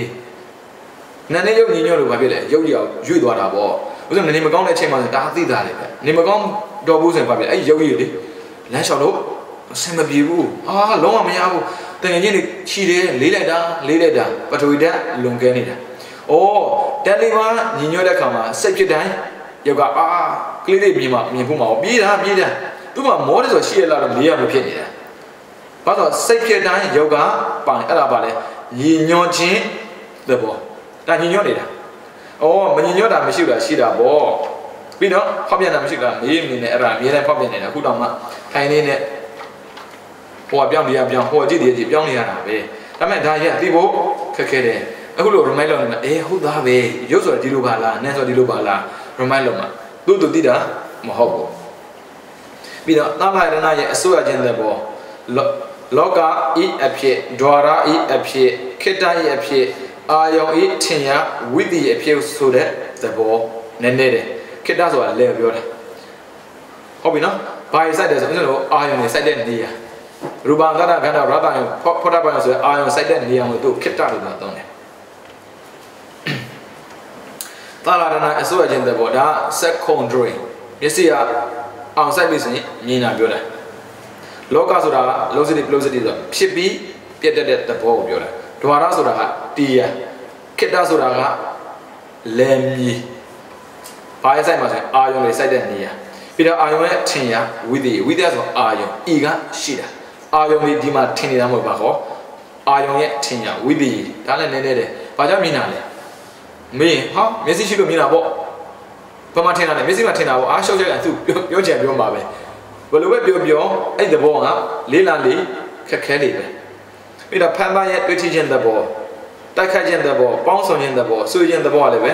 နည်းနည်းတယ်တွေ့ထိခြင်းတော့ဟိုမှာသွားထိတာပြောတာအဲ့ဆိုဘာဖြစ်လဲဒီမှာလာတိုက်တယ်ပြီးတော့ဗာလဲပေါင်းဆောင်တယ်အဲ့ငကိုပေါင်းမှရုပ်တကူကထင်တာဟုတ်ပြီးတော့ဝေဒနာရဲ့အာရုံအရသာကိုခံစားခြင်းသဘောချမ်းသာခြင်းသဘောဆင်းရဲခြင်းသဘောအလဲလဲသဘောအသက်ကောင်မောခြင်းသဘောကခံစားခြင်းသဘောကနည်းနည်းတယ်ဖတ်လို့မရဘူးတရားထိုင်ရင်ပိုသိတယ်ဗျဒီတိုင်းနေတဲ့မိသားဆိုပါစို့ဗျာတရားထိုင်ရင်လွန်တာတော့ထင်ရှားတယ်ဘာလွန်လဲဆိုရင်ဒုက္ခလွန်ရင်ဒါသိတာလေဒါကြတော့အနာတကယ်ခံစားမှတော့မသိဘူးတကယ်ခံစားနေတာအဲ့ဒါဝေဒနာသဘောပဲဟုတ်ပြီဒါဆိုရင်အဲ့ဝေဒနာပြောင်းသွားပြီးငြိမ်းနေတယ်သူပြောရင်တော့သိနေတယ်ပေါ့ဝေဒနာမရှိဘူးလားရှိတယ်ဝေဒနာမသိလားမသိဘူးဝေဒနာတာခက်တာပြောတာသူအာယုံရဲ့အရသာကိုခံစားနေတာငြိမ်းနေတာကောင်းတယ်ဆိုတာငြိမ်းနေလို့ပေါ့ငြိမ်းနေဆိုတာလည်းကောင်းလို့ပေါ့ဒါပေမဲ့သူမေးကြည့်မင်းဘာဖြစ်နေလဲတရားမှတ်နေတာလေတကယ်ဘာဖြစ်နေဝေဒနာဖြစ်နေတာပြီးတော့တဏှာရဲ့နှစ်သက်ပျော်မွေးခြင်းတဲ့ဘောမျိုးသိခြင်းတဲ့ဘောစီသွားခြင်းတဲ့ဘောနွယ်နဲ့တူသောတဲ့ဘောမြင်းနဲ့တူသောတဲ့ဘောဆာလောင်းခြင်းတဲ့ဘောသမုဒ္ဒရာကဲ့သို့ပြည့်စုံခဲနိုင်သောတဲ့ဘောဟာနည်းနည်းတယ်တဏှာတော့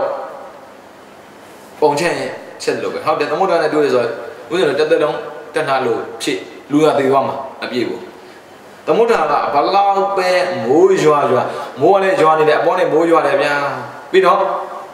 တောင်တွေတောတွေကနေတော့ရေရှမ်းပြီးတော့လေမြစ်ချောင်းအင်းလည်းရှမ်းပြီးဆင်းသွားတယ်သမုဒ္ဒရာတဲ့ရောက်လှုပ်တော့မလှုပ်ဘူးသမုဒ္ဒရာဖြုံတော့မဖြုံကြက်တဲ့လောက်ထက်ဒီတိုင်းပဲတဏှာလည်းပဲဖြုံတော့မဖြုံပြောတော့မလို့တရားလေးမှတ်တဲ့ချိန်မှာတော့ဒါတဏှာမာပစ္စည်းဝယ်တဲ့ချိန်မှာကျတော့တဏှာလုံးမထင်ဘူးစားတဲ့ချိန်မှာလည်းတဏှာလုံးမထင်ဘူးဖြစ်နေတာပဲဒီဘက်ကကြာကြီးဦးဇင်းတို့ဖြည့်လာတာဘိုက်ကြီးဟုတ်တယ်မလားဘက်ကသမုဒ္ဒရာ1 ထောင်မလို့သားပဲတဲ့သမုဒ္ဒရာ1 ထောင်သားဆိုရင်တော့ဦးဇင်းဖြည့်လို့ပြည့်မှာမဟုတ်ကြာပြီဖြည့်လာတာမပြည့်ဘူးကောင်းတာလေးနဲ့ဖြည့်တာပဲတော်ပြီပေါ့တစ်ခါစားပြီမရဘူးနောက်တစ်ခါစားရင်သေးတယ်ဒါတဏှာပါဒါတဏှာမဟုတ်ဘူးငါကြိုက်တာ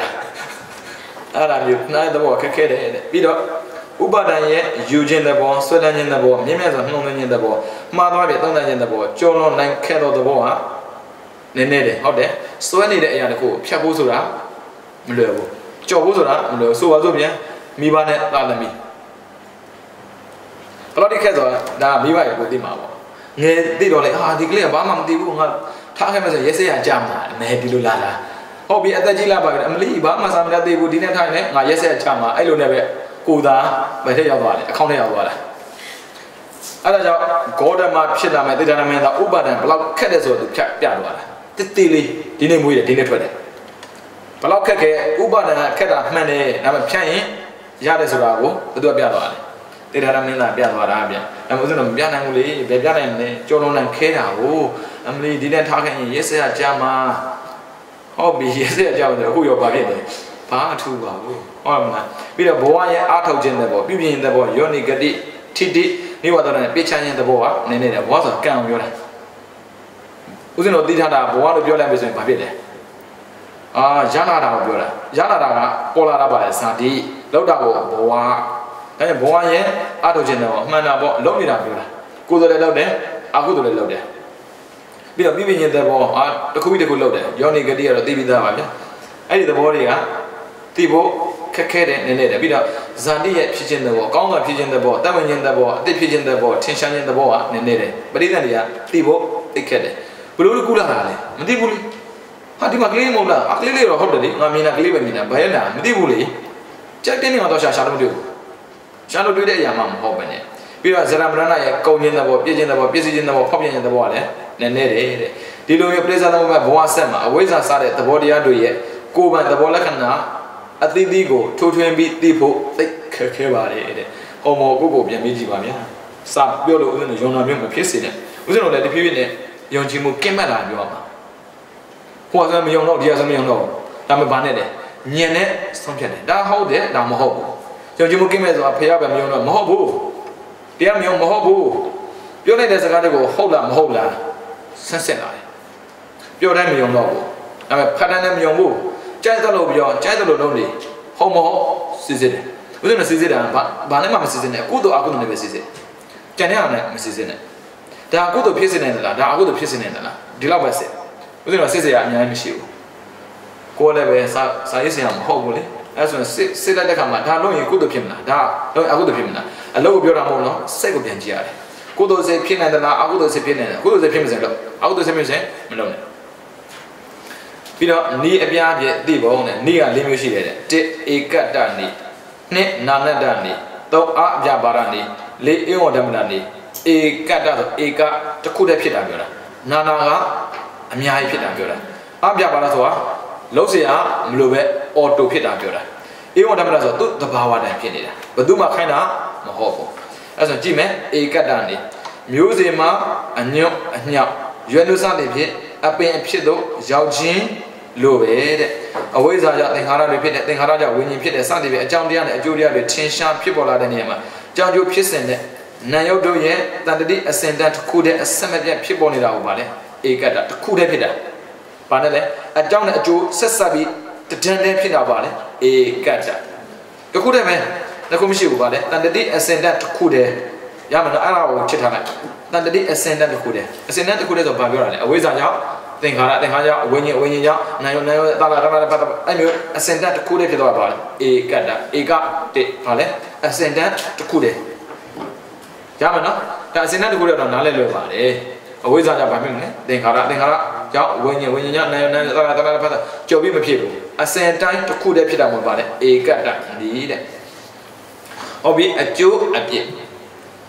်ဧကတ္တနည်းကိုမှန်ကန်ကန်သိမြင်နားလည်တဲ့ပုဂ္ဂိုလ်ဟာတဲ့အကြောင်းနဲ့အကျိုးဆက်ဆက်ခြင်းအဖြစ်ယုံနဲ့အစင်တရံရဲ့မပြတ်ဆက်ခြင်းကိုသိမြင်နားလည်သောကြောင့်ဩစေတာဒိဋ္ဌိကိုပယ်နိုင်တဲ့စတဖြစ်နေတဲ့အတွဲတဲ့ဩစေတာကပြတ်တာဒါဆိုဘာဖြစ်လဲဆိုဩစေတာဒိဋ္ဌိပျောက်သွားတယ်ဧကတ္တနည်းကိုမှန်ရင်းစွာရှုမြင်တဲ့ပုဂ္ဂိုလ်ဟာအကြောင်းနဲ့အကျိုးဆက်ဆက်သောအဖြစ်မပြတ်ဖြစ်နေတဲ့ယုံနဲ့အစင်တရံရဲ့မပြတ်ဆက်ခြင်းကိုတစ်ခုတည်းတယောက်တည်းလို့မှန်ုံတဲ့ဘာဖြစ်လဲတတ္တရာမြဲတယ်လို့မှန်တဲ့တတ္တရာဒိဋ္ဌိဖြစ်နိုင်တယ်မမြဲဘူးဒါမှမဟုတ်ဘာဖြစ်လဲသူကဘာဩစေတာပြတ်တယ်ဒါမှမဟုတ်ဘာလဲအကြောင်းကြောင့်အကျိုးဖြစ်တာအကြောင်းရှိရင်အကျိုးဖြစ်မယ်ဒါအကြောင်းတော့သွားမလို့လဲအကြောင်းရှိလို့တော့ပြင်ထားလာလိမ့်မယ်ဒါပေမဲ့ဉာဏ်ဆိုတဲ့အကြောင်းတော့ထူးဆန်းတယ်ဗျကံကိုဖြစ်စီပြတာဗျထူးဆန်းတော့ကတော့ဉာဏ်ဆိုတဲ့အကြောင်းကြောင့်ရလာတဲ့အကျိုးဆိုတာမရှိဘူးဒါပေမဲ့ဘာဉာဏ်လဲအဲ့ဒါလည်းမယုံမှဝိပဿနာဉာဏ်ပြောတာနော်အဲ့ဒါဉာဏ်လို့ပြောလိုက်တာလေကာမကုသိုလ်မှလည်းဉာဏ်ပါတယ်ရူပကုသိုလ်မှလည်းဉာဏ်ပါတယ်အရူပကုသိုလ်မှလည်းဉာဏ်ပါတယ်ဒါရတော့အဲ့ဒါဆိုမရဘူးလောကီကုသိုလ်မှာပါတဲ့ဉာဏ်ထဲမှာထူးထူးခြားခြားကာမကုသိုလ်ဉာဏ်တစ်ခုပါပဲလောကုတ္တရာမဲ့ကိုဖော်ထုတ်ပေးနိုင်တယ်ရူပကုသိုလ်ဉာဏ်အရူပကုသိုလ်ဉာဏ်ဘယ်လိုနည်းနဲ့မှမဲ့ဖို့ကိုမပေါ်ပေးနိုင်အဲ့ဒါကြောင့်ပရိက္ခဥပ္ပဇ္ဇာနုလုံဘုဒ္ဓဘုကိုအရာကောက်တဲ့နေရာမှာမာကုသိုလ်ညာနာတံပယုတ်၄ခုနဲ့မာကရိယာညာနာတံပယုတ်၄ခုကိုသူပြောထားတာပြီးတော့နာနတ္တန်ဒီအဝိဇ္ဇာစသည်တို့ရဲ့မိမိတို့နဲ့ဆိုင်ရာသဘောလက္ခဏာအတိအပိုင်းခြားပြီးသိသောနေရာနာနတ္တ တခုစီသူ့မှာသူ့လက္ခဏာနဲ့သူအကျိုးပြနာနာတဏိကိုမှန်ကန်သိမြင်နားလည်တဲ့ပုဂ္ဂိုလ်ပါတယ်အသက်ဖြစ်တဲ့တရားတို့ရဲ့ဖြစ်ပေါ်တာကိုသိမြင်နားလည်တဲ့အတွက်တတ္တရဒိဋ္ဌိကိုပဲဖြောင်းနိုင်တယ်တတ္တရဆိုတော့ तू ကမြဲတာကိုပြောတာတကယ်မဟုတ်ဘူးအသေးဖြစ်ပေါ်လာတဲ့အတွက်ဘာဖြစ်လဲတတ္တရဟိုဘက်မှာကြတော့ဗာလဲဩစေတာပါပြတ်တယ်ပြောတာမဟုတ်ဘူးမပြတ်ဘူးလေဇာတ်တိုက်ဖြစ်နေတာဗာလဲအဝိဇ္ဇာကြောင့်သင်္ခါရကြောင့်ဝိညာဉ်ညာနာယောအဲ့မျိုးဇာတ်တိုက်ဖြစ်နေတာဗာလဲဩစေတာဒိဋ္ဌိကိုပယ်တယ်နာနာတကြတော့အဲ့လိုမဟုတ်ဘူးအသေးဖြစ်တဲ့တရားတွေဖြစ်ပေါ်နေတဲ့တွေ့တဲ့တတ္တရမဟုတ်ပါဘူးတဲ့ပြီးတော့နာနာတဏိကိုမှားယွင်းစွာရှုမြင်တဲ့ပုဂ္ဂိုလ်ကြတော့တဲ့ကွဲပြားတဲ့ဒရံရဲ့အတိအကွဲပြားခြားနာတဲ့အဖြစ်ကိုမှတ်ယူထားတယ်လို့သဏ္ဍာန်တစ်ခုတည်းမှာကြောင်းနေတဲ့အကြောင်းအကျိုးယုံနာတရားအပေါင်းရဲ့အတိကွဲပြားခြားနာတဲ့အဖြစ်ကိုမှတ်ယူမိတဲ့အတွက်ဩစေတာဒိဋ္ဌိကိုဆွဲယူတဲ့သူနီးကိုဇေယျနဲ့ထားတယ်ဇေယျသိနေရတယ်ပေရာရဲ့ယူတာရဲ့ဧကတနီးကဩစေတာဒိဋ္ဌိကိုပယ်တယ်တတ္တရဒိဋ္ဌိကိုယူတာပါအပြည့်ပြီးတော့နန္ဒနတိကတတ္တရဒိဋ္ဌိကိုပယ်တယ်ဩစေတာဒိဋ္ဌိကိုယူတတ်တယ်အကျိုးက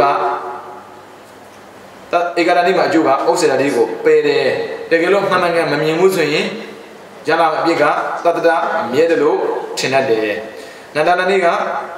အကျိုးကဘာလဲဆိုတော့တတ္တရဒိဋ္ဌိကိုပယ်တယ်တကယ်လို့တတ္တရဒိဋ္ဌိကိုမပယ်နိုင်ဘူးအမှားမြင်မယ်ဆိုရင်ဩစေတာပြတ်သွားတယ်လို့ထင်တာတဲ့အဝိဇ္ဇာပြီးရင်ပြီးသွားပြီအဲ့လိုမျိုးသင်္ခါရမလာတော့ဘူးအဲ့လိုထင်ပါဆိုလို့ပြီးတော့အာပြပါရဆိုတာသူ့လိုဖြစ်တာခိုင်းတာမဟုတ်ဘူးအဝိဇ္ဇာမှာငါအဝိဇ္ဇာမှာသင်္ခါရကိုဖြစ်ပေါ်အောင်လုပ်ပေးရမယ်ဆိုတဲ့အကြောင်းကြောင့်မို့ပြပါရမရှိပါဘူးတဲ့သင်္ခါရတွေမှာလည်းပဲငါတို့သင်္ခါရတွေကဝိညာဉ်ဖြစ်ပေါ်အောင်လုပ်ပေးရမယ်ဆိုတဲ့အကြောင်းကြောင့်ပြပါရမရှိဘူးတဲ့ဒီလိုမျိုးစသည်ဖြင့်အဝိဇ္ဇာသင်္ခါရစတဲ့သဘောတရားတွေမှာကြောင်းကြပြပါရမရှိတော့ဘူးပဲအပြပါရနီးတယ်ဒါဆိုအဝိဇ္ဇာကသူ့လိုဖြစ်နေတာကိုလောက်တာမဟုတ်ဘူးအဝိဇ္ဇာကိုသာကိုအတတ်မှာဘာဖြစ်လို့သူဖြစ်နေလို့သင်္ခါရလည်းအဝိဇ္ဇာဖြစ်မှာပဲသူ့လိုဖြစ်တာလေအဲ့ဒါအပြပါရခေါ်တယ်ဟဲ့အဝိဇ္ဇာမင်းဖြစ်လာအဝိဇ္ဇာဖြစ်ပါပြီသင်္ခါရဖြစ်မှာပေါ့သင်္ခါရဖြစ်အဝိညာဉ်ဖြစ်မှာပေါ့ကိုခိုင်းလို့ရတာမဟုတ်ဘူးသူ့လိုဖြစ်နေတာအဲ့ဒါအပြပါရခေါ်တယ်ဒါဆိုရင်ဘာလို့ဆိုတော့အဝိဇ္ဇာမဖြစ်အောင်မနေတားနေရတာဘာဖြစ်လို့သင်္ခါရဖြစ်မှာဆိုလို့တဏှာမဖြစ်အောင်မနေတားနေရတာဘာဖြစ်လို့ကမ္မဘဝဖြစ်မှာဆိုလို့အဲ့ဒါဖြစ်မှာဆိုလို့ဆိုပါတယ်ဖြစ်နေလို့ပေါ့သဘောပေါက်လားအဲ့ဒါဖြစ်နေလို့ဆိုရင်ဘာလို့လဲတားတာဟုတ်ပြီနော်အဲ့မှာအပြပါရဏီကိုမေးဖို့တယ်ဗျ92နဲ့93လုံးကအပြပါရဏီကိုရေးပြပါဟုတ်ပြီအဲ့အကျိုးနဲ့ပြည့်ကိုကြည့်မယ်အပြပါရဏီကိုမှန်ကန်သိမြင်နားလည်တဲ့ပုံကိုကြတော့တဲ့ပြုတ်တဲ့အတ္တမရှိရင်ကိုမှဲ့လို့တဲ့အတ္တဒိဋ္ဌိကိုပဲဆိုလိုတာကဗျာဖန်ဆင်းရှင်မရှိဘူးသူ့လိုဖြစ်နေတာဘယ်သူမှဖန်တီးတာမဟုတ်မှန်တယ်ဗျဆိုပါစို့ဗျာဘုရားသခင်လို့ပြောတဲ့လူမာရောအဲ့စိတ်ဖြစ်မလို့လားဖြစ်တာပေါ့ဒါဆိုဘုရားသခင်ကိုယ်ကိုယ်တဲ့ပုဂ္ဂိုလ်မှာရောရှိတာပေါ့ဒါဆိုဒါဘုရားသခင်ထည့်ပေးတာမဟုတ်ဘူးသဘာဝအရာရှိနေတဲ့ဟာကြီးဘာသာနဲ့မဆိုင်ဘူးခန္ဓာနဲ့ပဲဆိုင်တာပြီးတော့အပြပါရဏိကိုမှန်မှန်ရင်ရှုမြင်တဲ့ပုဂ္ဂိုလ်ကြတော့ပြပါရမရှိ냐ပြီမယ်အဝိဇ္ဇာစသည်တို့ရဲ့သဘာဝနေရာမှာပစ္စည်းတဲ့အကြောင်းအဖြစ်ကိုမယူတဲ့အတွက်အကရိယာဆိုတာကရိယာကလောက်တာအကရိယာကမလုပ်ဘူးလုံးစရာမလိုအလိုလိုဖြစ်တယ်လို့ထင်တာအဲ့မျိုးဒါကြောင့်သူကအတ္တဒိဋ္ဌိကိုပယ်တယ်ဖန်ဆင်းရင်ရှိတာမဟုတ်ဘူးသူ့လိုလိုဖြစ်တာတော့ဟုတ်တယ်ဒါပေမဲ့မှန်မှန်ယူမယ်ဆိုရင်ဗျာပါဒမရှိပေမဲ့လို့အဝိဇ္ဇာစတဲ့သဘောတရားတွေရဲ့တဘာဝနိယမအနေနဲ့ပစ္စည်းတဲ့အကြောင်းအဖြစ်ကိုမယူဘဲနဲ့သူ့လိုလိုဖြစ်နေတာမယူဘဲနဲ့လုံးစရာမလိုဘူးလို့ယူတယ်အကရိယာဆိုတာလုံးစရာမလိုဒါကြောင့်ကုသိုလ်လည်းလုံးစရာမလိုဘူးအကုသိုလ်လည်းလုံးစရာမလိုဘူးလို့ယူတာသူ့လိုလိုဖြစ်တာကိုကိုကမမှတ်ပဲနဲ့ကိုကလုံးစရာမလိုဘူးလို့သွားမှတ်ရင်အကရိယာဒိဋ္ဌိတဲ့ပြီးတော့အေဝံဓမ္မတံနှုတ်ရစားတဲ့သဘောတရားတွေမှာနှုတ်တန်းဒိဋ္ဌိစားတဲ့အရာတွေဖြစ်ပေါ်လာသလိုတဲ့အဝိဇ္ဇာစားတဲ့အကြောင်းတရားမှာသင်္ခါရစားတဲ့အကျိုးတရားတွေသာဖြစ်တာအခြားသောတရားတွေဖြစ်တာမဟုတ်ဘူးဆိုတာကိုသိတာကဧဝံဓမ္မတာဧဝံကဒီတိုင်းဓမ္မတာဖြစ်တာအဝိဇ္ဇာကြောင့်သာသင်္ခါရဖြစ်တာအဝိဇ္ဇာကြောင့်ဝိညာဉ်မဖြစ်ဘူးဒါသူ့ရဲ့ဓမ္မတာပဲအဲ့ဒါကိုဧဝံဓမ္မတာလေးခေါ်တယ်အဲ့ဒါ94ကမေးဘူးတယ် အေဝဓမ္မတာလေးဆိုဘလို့လဲဆိုနိုးရေစားတဲ့မှာဒေချင်းဖြစ်လာတယ်လို့တဲ့အဝိဇ္ဇာဆိုတဲ့အကြောင်းမှသင်္ခါရဖြစ်တယ်သင်္ခါရကြောင့်ဝိညာဉ်ဖြစ်တဲ့ဆိုတဲ့သဘောအတိုင်းဖြစ်တာကိုမှန်မှန်ကန်ကန်သိတဲ့အတိကိုအေဝံဓမ္မတာလေးလို့ခေါ်တယ်တဲ့ဟုတ်ပြီအေဝံဓမ္မတာလေးရှိတဲ့အတွက်ရလာမယ့်အကျိုးနဲ့ရမယ့်အပြည့်အေဝံဓမ္မတာလေးကိုမှန်မှန်ကန်သိမြင်နားလည်တဲ့ပုဂ္ဂိုလ်ကြတော့တဲ့အကြောင်းအားလျော်ဆိုအကျိုးကိုသိတဲ့အတွက်အာဟိတုကဒိဋ္ဌိဟေတုကအကြောင်းအာကမဟုတ်အကြောင်းကင်းပြီးဖြစ်တယ်ဆိုတာမဟုတ်ဘူးအကြောင်းကြောင့်ဖြစ်တာဘုရားသခင်လူရဆိုတာဟုတ်ဖို့မဟုတ်ဘူးအဲ့ဒါသူပြောတာပြီးတော့အာကရိယဒိဋ္ဌိလုံးစရာမလိုဘူးအဲ့ဒါကဘာလဲဆိုတော့အာကရိယဒိဋ္ဌိလုံးစရာမလိုဆိုတာ free thing ဟာတွေပဲကုသိုလ်လုံးစရာမလိုအကုသိုလ်လုံးစရာမလိုတော့မှမရှိတာသူ့သူဖြစ်နေတာဒါကြောင့် enjoy ပျော်ပျော်နေစမ်းပါဒါကြောင့်ဘုရားသခင်ယုံနာလည်းမဟုတ်ဘူးဦးဇင်းတို့မယုံနာလည်းမဟုတ်ဘူးသူ့သူရှိတယ်ပြောမရှိတယ်ပြောရှိရင်လက်ခံပေးလိုက်မရှိဘူးဆိုရင်လက်ခံပေးလိုက်ဘာမှညင်ပွားစရာမလိုဘူးမင်းတို့မှားနေတဲ့တော့ပြောရင်ကိုပုံမှားတာကျောင်းသားနေရရင်ပြည့်တဲ့ချိန်မှာခေါ်ပြီးတော့မေးတယ်ဘာဖြစ်လို့ရင်ပြည့်တာတော့သာသနာ9000သာသနာ6000ညင်ကြတာ9000သမားအပြည့်ပေးတယ်ဟာရှင်မြတ်ဒီကမှန်နေတာဘာဖြစ်လို့ပြည့်ပေးတာတော့မှန်နေလို့ပြည့်ပေးတာဟာဘာဖြစ်လို့မှန်ရင်မငင်းရဘူးလေကွာဥမာမှားတယ်မင်းမသိဘူးလားသိတယ်မမသိမင်းမငင်းနဲ့လေဟုတ်တယ်မလားဥမာဦးမြ6000ပြောတာကိုကမှန်မှန်သိနေပြီလားသွားမငင်းနဲ့ငင်းတာကမင်းမှာဒါကြောင့်မင်းကအပြစ်ပေးတယ်မှားတယ်လို့အပြစ်ပေးစရာမလိုဘူးဘာဖြစ်လို့သူမှားပြီးသားတော်တော်ကောင်းတယ်ဒီဆရာတော်ရဲ့တွေးကလေဦးဇင်းတို့လည်းမဟုတ်ဘူးမှားတယ်လို့အပြစ်ပေးမှာမဟုတ်ဘူးမှားတယ်လို့အပြစ်ပေးစရာမလိုဘူးဘာပြရမှာလဲနားလည်မှုပေးရတယ်ဒါကြောင့်ကိုတဲ့သာနေရင်ဝမ်းသာမှုပေးလိုက်ကိုအောင်နေနေရင်နားလည်မှုပေးလိုက်ဂရုဏာမှုတွေတော့မပြောနဲ့လေလူနဲ့နားမလဲဘူးလေစာမန်ပေးနေတော့ပေါင်းနေပါဂရုဏာမှုမလို့ဘူးလေဦးဇင်းတို့ကဘာဖြစ်မလဲကိုတဲ့သားနေရင်ဝမ်းသာပေးလိုက်ကိုအောင်နေနေရင်နားလည်ပေးလိုက်ဘာမှပြပြောစမ်းမလို့ဘူးဆိုပါဆိုပြအပြစ်ပြောတဲ့အပြစ်လုပ်တဲ့ပုံကမရှိဘူးလားအပြစ်လုပ်ပြီးဆိုကြတဲ့ကကိုလာချုံးမပြေလို့ပေါ့ဘာမှပြောနဲ့ဗမာတွေကမရဘူးအဲ့ဆိုရင်ကိုအောင်နေတဲ့ပုံကိုနားလည်မှုမပေးနိုင်ဘူးဆိုရင်အပြစ်ပြောတဲ့ခါမှာမစ္စရလိုက်လာတယ်ကိုတဲ့သားတဲ့ပုံကိုတွေကိုဝမ်းသာမှုမပေးနိုင်ဘူးဆိုရင်အိတ်သာလိုက်လာတယ်ကြောက်စရာကောင်းတာဒါပေမဲ့အဲ့ဒါကိုလူတွေမသိဘူးဆိုပါဆိုအစနဗမာနိုင်ငံမှာကိုကဖြစ်တဲ့လူရောမကအစုံပေါ့နော်ဥစဉ်တော့ဓမ္မနဲ့တွေးတာပြောတာပါလောကီနဲ့တွေးတော့သူ့သူမှန်ရင်မှန်နိုင်မယ်ဒါပေမဲ့ဥစဉ်တော့ဓမ္မကိုသင်ကြားနေတဲ့ပုံကိုတရားဖြစ်တဲ့သူများအပြစ်ပြောစရာမလိုအပြစ်ကိုပြောစရာမလိုလားအပြစ်ကပူစမယ်ရအပြစ်ကိုအပြစ်လို့တော့ပြောလို့ဆိုတာဒါကမင်းပြင်ရမယ်လို့ပြောရင်တော့ဟုတ်တာပေါ့အဲ့လိုမဟုတ်ဘဲနဲ့ဒီကောင်အချိုးမပြေပါဘူးကသူကဘာမို့လို့လဲညာမို့လို့လဲအဲ့လိုပြောကြတယ်အော်ဟုတ်ပြီပြောပါပြီတဲ့ပြောပြီဆိုကြတဲ့အသိကြတယ်သူကသူသိတယ်ဆိုရက်စိတ်မာနသိကြတယ်ဟုတ်ပြီမာနဖြစ်အောင်လားမဟုတ်ဘူးကိုတဲ့သားနေကိုလက်မခံဘူးဝမ်းသားမှရောလက်မခံလို့လည်းဘာပေါ်လဲအိတ်သားလဲလားကိုတော့ချိုးမပြေဘူးပေါ့ဗျာကိုကတော့စိတ်ထဲမှာချိုးပြေတယ်ပေါ့အပြင်းမှလည်းတင်ထားတယ်ပြီးတော့ဗာလဲစာရွက်လေးလည်းရထားတာဟုတ်အဲ့ဆိုသူနဲ့ဆိုင်တော့ငါသိတယ်ပေါ့ဒီကောင်လေးကွာဘာမှမသိဘူးနားလည်းမပေးဘူးအဲ့ဆိုဗာလဲမေစရိယာနားလည်းမပေးဘူးပေးရမှာ understanding လည်းလိုတယ်ပြီးတော့ appreciate လည်းလိုတယ်ဦးစင်းစင်တခါတယောက်လှမ်းပြီးတော့ရေးခိုင်းတာခုတိကောင်မရေးဖြစ်သေးဘူးဘာလဲဆိုတော့လူတွေမှာဖြစ်နေတဲ့သဘောတရားသူတို့ကောင်းတာလုပ်တာတော့မှန်တယ်သူများကမကောင်းမြင်တာဒါနဲ့ပတ်သက်ပြီးသူတို့ကိုသူတို့နည်းနည်းလေးသိလာနိုင်တဲ့နီလန်းကိုရေးပေးဖို့ဦးဇင်းကဒုစရိုက်ရှိတယ်သူစရိုက်ရှိတယ်ပုံညာကတိယဝတ္ထုရှိတယ်သုံးခုရှိတယ်နော်ဒုစရိုက်ကိုဆိုတော့ဘာလုပ်မှာရှောင်းမှာဒုစရိုက်ကလောက်ကုန်မလုပ်နဲ့ဟုတ်ပြီဒုစရိုက်ရှောင်းမှာပြီတဲ့ဒုစရိုက်ရှောင်းပြီးတာဒုစရိုက်ဘာသွားလို့မှာပုံညာကတိယသွားလို့မှာမဟုတ်ဘူးဗါလေဒုစရိုက်ဆောင်းသေးတယ်ဒါဆိုဒုစရိုက်ဆိုတော့ပါဏာတိပါဒကိုမလုပ်ဘူးလေအော်ဟုတ်ပြီကိုမလုပ်ဘူးဒါရှောင်းလိုက်တယ်ခေါ်တာလုပ်တဲ့လူအပြစ်မပြောနဲ့အဲ့ဒါဆောင်းတယ်ခေါ်တာဒါပေမဲ့ကိုတော့ပါဏာတိပါဒမလို့လုပ်တဲ့လူဒီကောင်လေးမိစ္ဆာဒိဋ္ဌိတယ်အလကာတော့ပြောတယ်ဒါဆိုရင်သူစိတ်ကိုမထင်သေးလို့ပြီးတော့ကျွန်တော်အာနေတာနာကိုတော့ပဲခိုးပါမလဲဒါဆိုမခိုးတာပါလေဒုစရိုက်ရှောင်းတယ်ခေါ်တာခိုးတဲ့သူကိုအပြစ်မပြောတာဒုစရိုက်ဆောင်းတယ်ခေါ်တာဒါပေမဲ့ဥစ္စာပြောရှောင်းတော့ရှောင်းတယ်မဆောင်ဘူးအဲ့ဒါအကုသို့ပဲလူရအဲ့ဒါမသိဘူးသူကငါတို့ကရင်းနှောင်ဝင်နေတာပဲငါတို့ကတရားထိုင်တာငါတို့ကဒါနလုပ်နေတာပဲမရဘူးဒါနလုပ်တာပုံညာကရိယာ ပုံညာကရိယာလောက်ကိုလောက်မှာမလို့လောက်နေတာဒါမဲ့မလုံးမနေရဆိုတခုရှိသေးတယ်အဲ့ဒါဒုစရိုက်ဟုတ်ပြီကိုကကာမေတုမဆာဆာမလုပ်ဘူးလေမလုပ်တာပါလေဒုစရိုက်ကိုရှောင်တာလေဟုတ်ပြီရှောင်နေတာမရဘူးဒုစရိုက်လုပ်တဲ့ပုဂ္ဂိုလ်မပြောနဲ့အဲ့ဒါပါလေဒုစရိုက်အဲ့ဟုတ်ပြီနားမယ်နောက်ထပ်မုဒ္ဒဝါဒကိုမပြောဘူးလေမပြောတာကဒုစရိုက်ရှောင်ပြီဟုတ်ပြီဒါဆိုရင်ဥစ္စာနဲ့ဆောင်းပါပါလေမုဒ္ဒပြောတဲ့လူမပြောနဲ့အဲ့ဒါပါလေသူဆိုဒါဆိုသူကပုံညာကရိယာလားမဟုတ်ဘူးဒါနာလောက်တာလည်းမဟုတ်ဘူးသီလဆောက်တည်တာလည်းမဟုတ်ဘူးဘာဝနာပွားတာလည်းမဟုတ်ဘူးဘာလို့လဲသူစရိုက်လောက်နေတယ်ခေါ်တာဒါပေမဲ့ဥစဉ်တို့ဗမာတွေကမဟုတ်ဘူးနားလည်မှုလွဲတာပြောတာဒုစရိုက်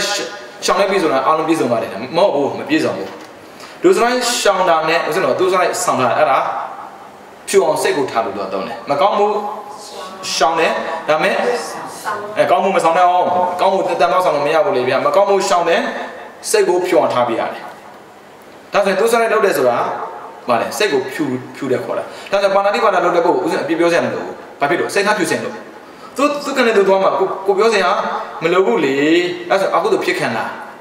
ဘာဖြစ်လဲအဖြစ်မခံတာစိတ်ထားဖြူစင်တော့ပေါ့ဒါဒုစရိုက်နဲ့ပတ်သက်တာဒါကြောင့်ဒုစရိုက်လောက်တဲ့ခါမှာလောက်တဲ့ပုဂ္ဂိုလ်နဲ့ပတ်သက်ကိုကမကောင်းဘူးရှောင်းလို့ဘာဖြစ်လဲစိတ်ထားနဲ့ဖြူစင်ရတယ်တစ်ချက်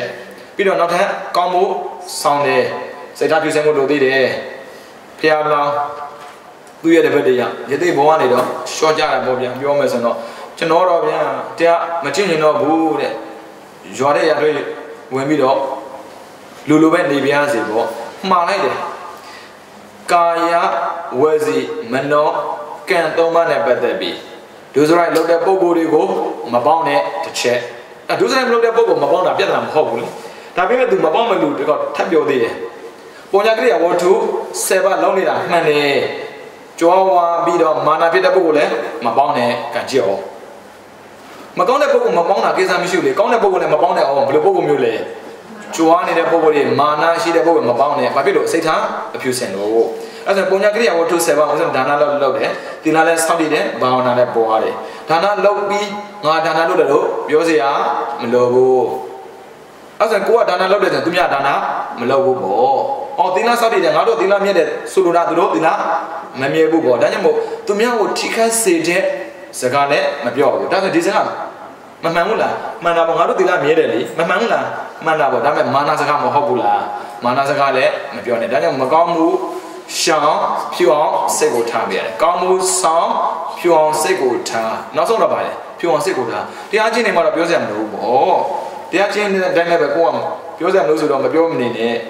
ပြောသင်တဲ့အရာကိုတော့သိသင်တဲ့ထင်ပြောပြရတယ်ဒါပေမဲ့အဲ့ပြောတာကနံပါတ်1မာနကင်းရမယ်နံပါတ်2အိတ်တာကင်းရမယ်နံပါတ်3မစ္စရိယကင်းရမယ်မာနအိတ်တာမစ္စရိယကင်းတဲ့စကားဆိုပြောတာပြောပါဒါဆိုတော့ဗမာနိုင်ငံမကလို့ကမ္ဘာမှာရှိနေတာကြည့်လိုက်သူတို့ဒုစရိုက်လောက်တာမလုပ်ဘူးဒါပေမဲ့သူစရိုက်လောက်တာမလုပ်ဘူးဒုစရိုက်မလုပ်ရင်သူစရိုက်တော့လောက်ရမယ်သူစရိုက်လုံးနဲ့မရသေးဘူးနောင်ကြီးအတွက်စိတ်အေးအောင်ပုံညာကရိယာဝတ္ထုလည်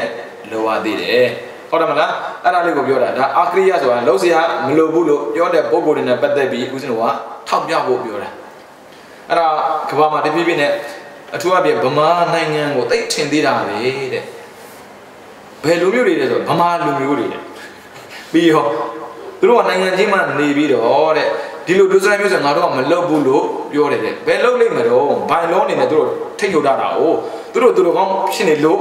မလောက်တာမဟုတ်ဘူးနိုင်ငံကဥပဒေခံလို့သူတို့မလောက်တာဘူးဗမာနိုင်ငံထင်သေးတော့အပြစ်ပြောကြတယ်တဲ့ဟုတ်ပြီအပြစ်ပြောလို့ဒီတော့မပြောချင်ပါဘူးတဲ့ဘာဖြစ်လို့လဲသူကိစ္စနဲ့သူသွားမှာဒါပေမဲ့အဲ့အမိုင်းတစ်ခုကိုတသက်လုံးယူသွားတာမျိုးတော့သူမဖြစ်စေချင်ပါဘူးတဲ့သူတို့သိနိုင်မဲ့အခြေအနေများရှိရင်ရေးပေးစေချင်ပါတယ်တဲ့အဲ့ဒါလှမ်းလျှောက်လို့ဗျဒါလည်းမှန်တာပဲပမာရီတော်တော်များများနဲ့ဒီတိုင်းပဲဒုစရိုက်မှန်မသိသူစရိုက်မှန်မသိပုံညာကရိယာဝတ္ထုမှန်မသိဘူးမသိရင်အဝိဇ္ဇာပဲအဲ့ဒါမှားနေလို့ပဲသိရမယ်ဒုစရိုက်မှန်နဲ့သိရမယ်သူစရိုက်မှန်နဲ့သိရမယ်ပုံညာကရိယာဝတ္ထုမှန်နဲ့သိရမယ်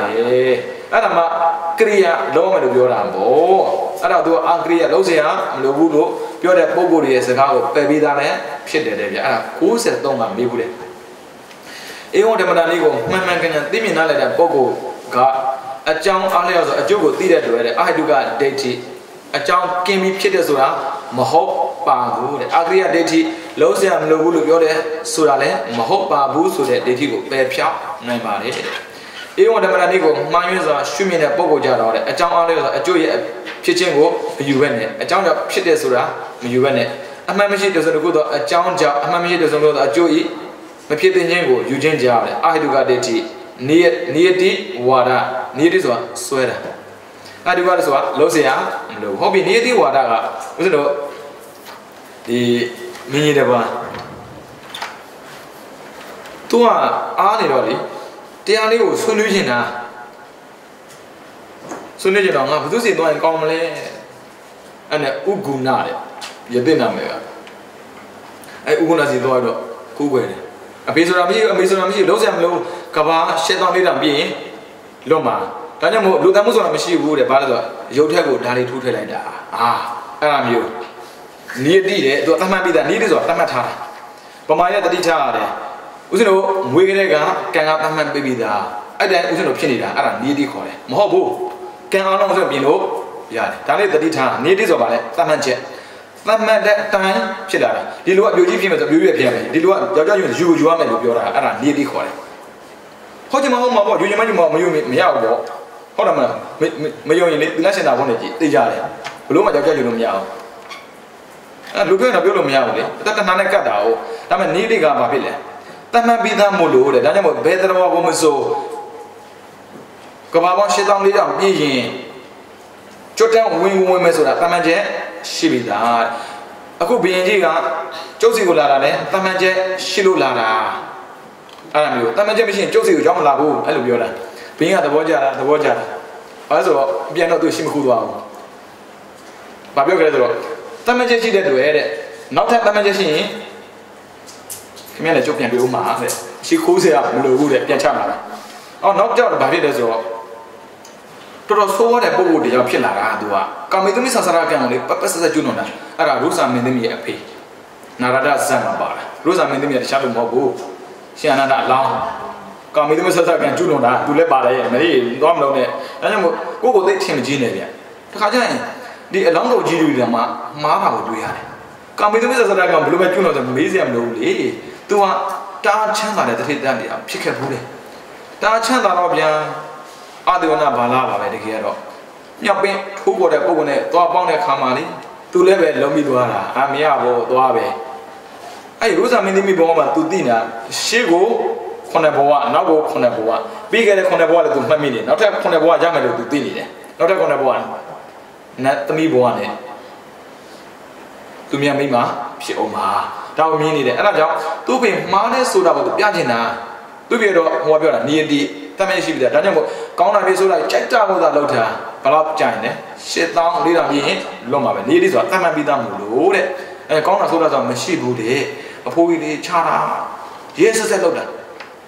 အဲ့ဒါနာရဒပြမရဆင်းလာတာတခြားလူတော်တော့မဟုတ်ပါဘူးဒီရိုးစာမင်းသမီးက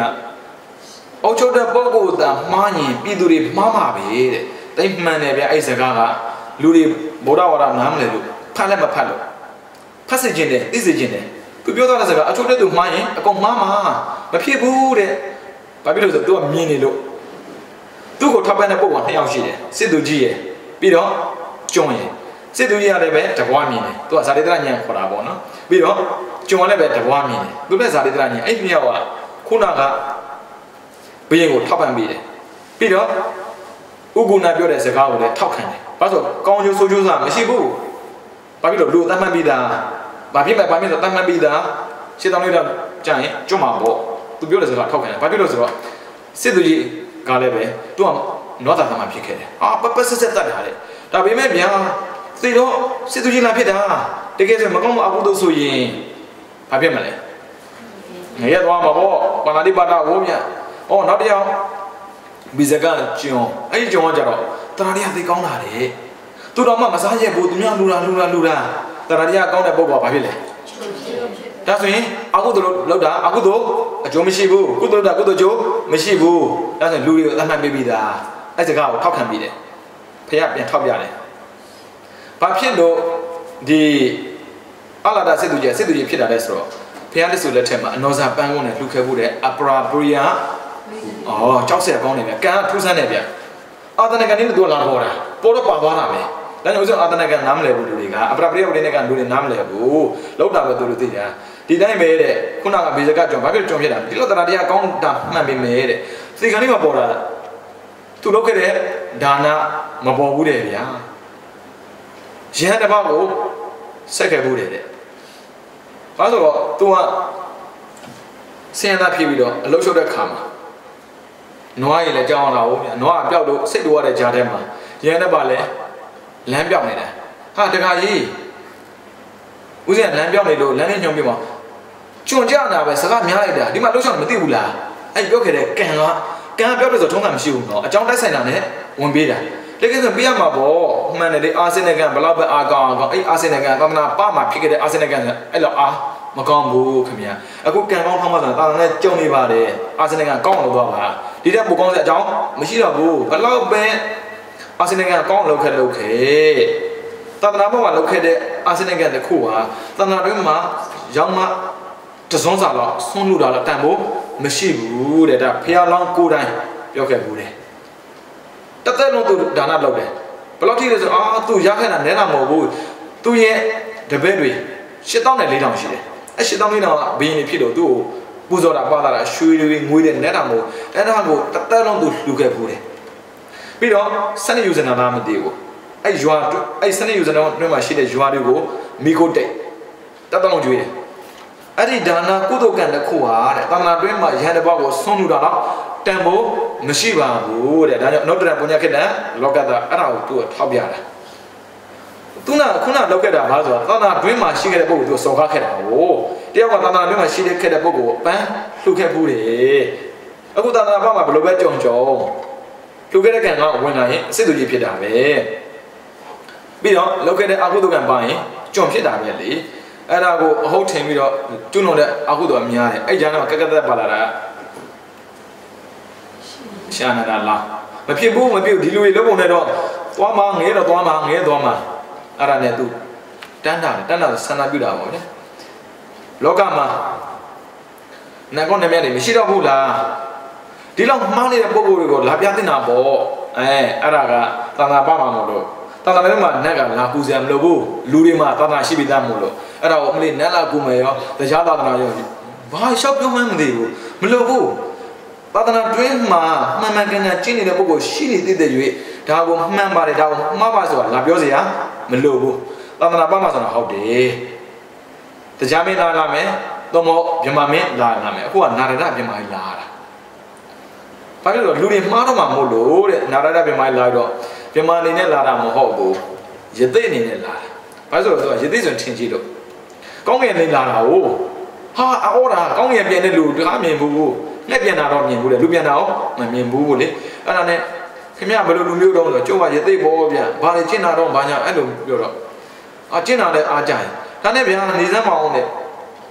အခုတော့ကျွန်းနေတဲ့ပုဂ္ဂိုလ်ငဲကြတယ်ဆိုဟုတ်သလားတဲ့ဟုတ်တယ်လို့မဖြစ်နိုင်တာဗျာတဲ့သူကပြန်ပြောတာကျွန်းနေတဲ့ပုဂ္ဂိုလ်တော့မဖြစ်နိုင်ပြောမှာပေါ့ပြမဘာပြောလဲဆိုဖြစ်တယ်ရှိတယ်ပြောတာမဖြစ်နိုင်ဘူးတဲ့မဖြစ်နိုင်ပြောတော့မှာဘာပြောသူကျွန်းနေတာများနေလို့ငရဲဆိုမရှိဘူးခင်ဗျားပြောတာလေကျုပ်မယုံနိုင်ဘူးတကယ်လို့ကနောက်ဘွားရှိတယ်ဆိုရင်ကျုပ်ပတ်စံချီးမယ်ကျုပ်ပတ်စံတစ်ထောင်ချီးပါဗျာနောက်ဘွားကျရင်ဆက်ပါမယ်တဲ့ဘုရားတော်မှာပြန်ပြောတယ်ဆိုတော့ခင်ဗျားတို့ကိုချင်းတရားမကောင်းတဲ့ပုဂ္ဂိုလ်ငရဲရောက်တော့ကျုပ်ငရဲလမ်းတောင်းနိုင်လို့တဲ့ချီးလည်းမချီးဘူးဒါလည်းမှန်တာပဲလေကိုချင်းတရားမကောင်းတဲ့တော့ဘယ်သွားမှာငရဲသွားမှာကျုပ်ကငရဲလိုက်ပြီးမတောင်းနိုင်ဘူးခုတော့လန့်သွားတာတစ်ချက်လန့်သွားတာဒါမဲ့မယုံသေးဘူးလေအဲ့ဒါဘာလို့ပြရလဲဆိုတော့ခွဲပြရတာငရဲကြီးကိုရောကြီးဗျာလန့်သွားတာဘိုးကြီးနေတိဝါဒဒါကြောင့်ဆရာတယောက်ကလည်းတတိထားတယ်ပြောလိုက်တဲ့စကားတစ်ခုကသူရဲ့စိတ်ထဲမှာမှတ်ထားတဲ့စကားလုံးလည်းဖြစ်တယ်ပြီးတော့ကြက်နေတဲ့စကားလုံးဖြစ်တယ်အဲ့ဒါဇက်တိုက်လောက်သွားတတ်တယ်အခုဘင်းတော်တော်မှားသွားတာအခုနေတိဝါဒအခုတွေ့ပြီလေနေတိဆိုတာတမန်ချက်ရှိပြီးသားပမာတွေပြောလို့ရှိတဲ့အဲ့စကားဟာကံတမန်ပြီးသားလေဘယ်ချိန်မှာဗာမဲဆိုကွက်တိပြောတာအဲ့နေတိအဲ့ဒါဒိဋ္ဌိတွေခေါ်တာအဲ့ဒါမှားမိတဲ့အယူပဲမဟုတ်ဘူးတမန်ချက်မရှိဘူးအဲ့တမန်ချက်အောင်ကိုရှိတယ်ဆိုတာကပြင်းတော့ပြောင်းလို့မရဘူးလားရတာပေါ့ကံကိုဘာနဲ့ပြောင်းမှာညံနဲ့လာပြဘာမှမခံနဲ့ဘယ်ကံမဆိုအကုန်ပြောင်းတယ်ခင်ဗျာတေတော့မှပြန်ပြောညံကောင်းတဲ့ကုသိုလ်လုပ်ကြည့်လိုက်ဒါကြောင့်မို့ကံမကောင်းလားကုသိုလ်လုပ်ပါကံကောင်းတယ်လားကုသိုလ်လုပ်ပါ အဲ့ဆိုဘာဖြစ်လဲအကုန်ပြောင်းတယ်လူတွေကအဲ့မြေတိဝါဒကိုစွန့်နေလားမသိဘူးဒါကြောင့်ဦးဇင်းတို့ဗမာနိုင်ငံမှာလေကိုကထုတ်တဲ့စာပေတွေပိတ်တဲ့တယ်ကိုကရိုက်တဲ့ကားတွေကိုလည်းပိတ်တဲ့တယ်ဘာဖြစ်လဲဆိုတော့လူတွေအတွေးမှားကုန်တာပြီးတော့ကိုကဟောတဲ့ပုဂ္ဂိုလ်လည်းဖမ်းနေတယ်ပိတ်တယ်လုံးပြဘာဖြစ်ဆိုတော့သာသနာကောင်းစားရေးတွေးမယ်ဆိုရင်ပြောတာပါဦးဇင်းတို့လည်းမားနေလာဖမ်းပါမားတော့ဖမ်းပါမတတ်နိုင်ဘူးဦးဇင်းတို့အမှားတော့မပြောပြရစေနဲ့ကိုမားရင်မားပေါ့တရားတစ်ခုကိုမှားတယ်ဆိုတော့ပြောခွင့်မရှိဘူးလေဗျာအခုကြည့်လိုက်ဧဝဓမ္မတာနေ့ကိုသိပြီဆိုရင်ဘာဖြစ်လဲဆိုတော့အာယုကဒိဋ္ဌိတက်ကင်းတယ်အာကရိယဒိဋ္ဌိတက်ကင်းတယ်အကြောင်းကင်းတယ်ဆိုတော့မဟုတ်ပါဘူးတဲ့လုံးစရာမလို့ဆိုတာမဟုတ်ပါဘူးအကြောင်းလည်းရှိတယ်ပြီးတော့လုံးစရာလည်းလိုအပ်ပါတယ်တဲ့အကြောင်းရှိတဲ့အတွက်အကျိုးလာမှာပေါ့အကျိုးလို့ရင်အကြောင်းတော့လို့ပေါ့အဲဘုရားရှင်ကချက်ချင်းအကျိုးသက်ခဏမဟုတ်ဘူးအကြောင်းသက်ခဏမဟုတ်ဘူးအကြောင်းကိုသိခိုင်းရုံပဲသိခိုင်းသေးတာသိလိုက်အဲ့ဒါပြောတာဆရာထဲမှာပါတယ်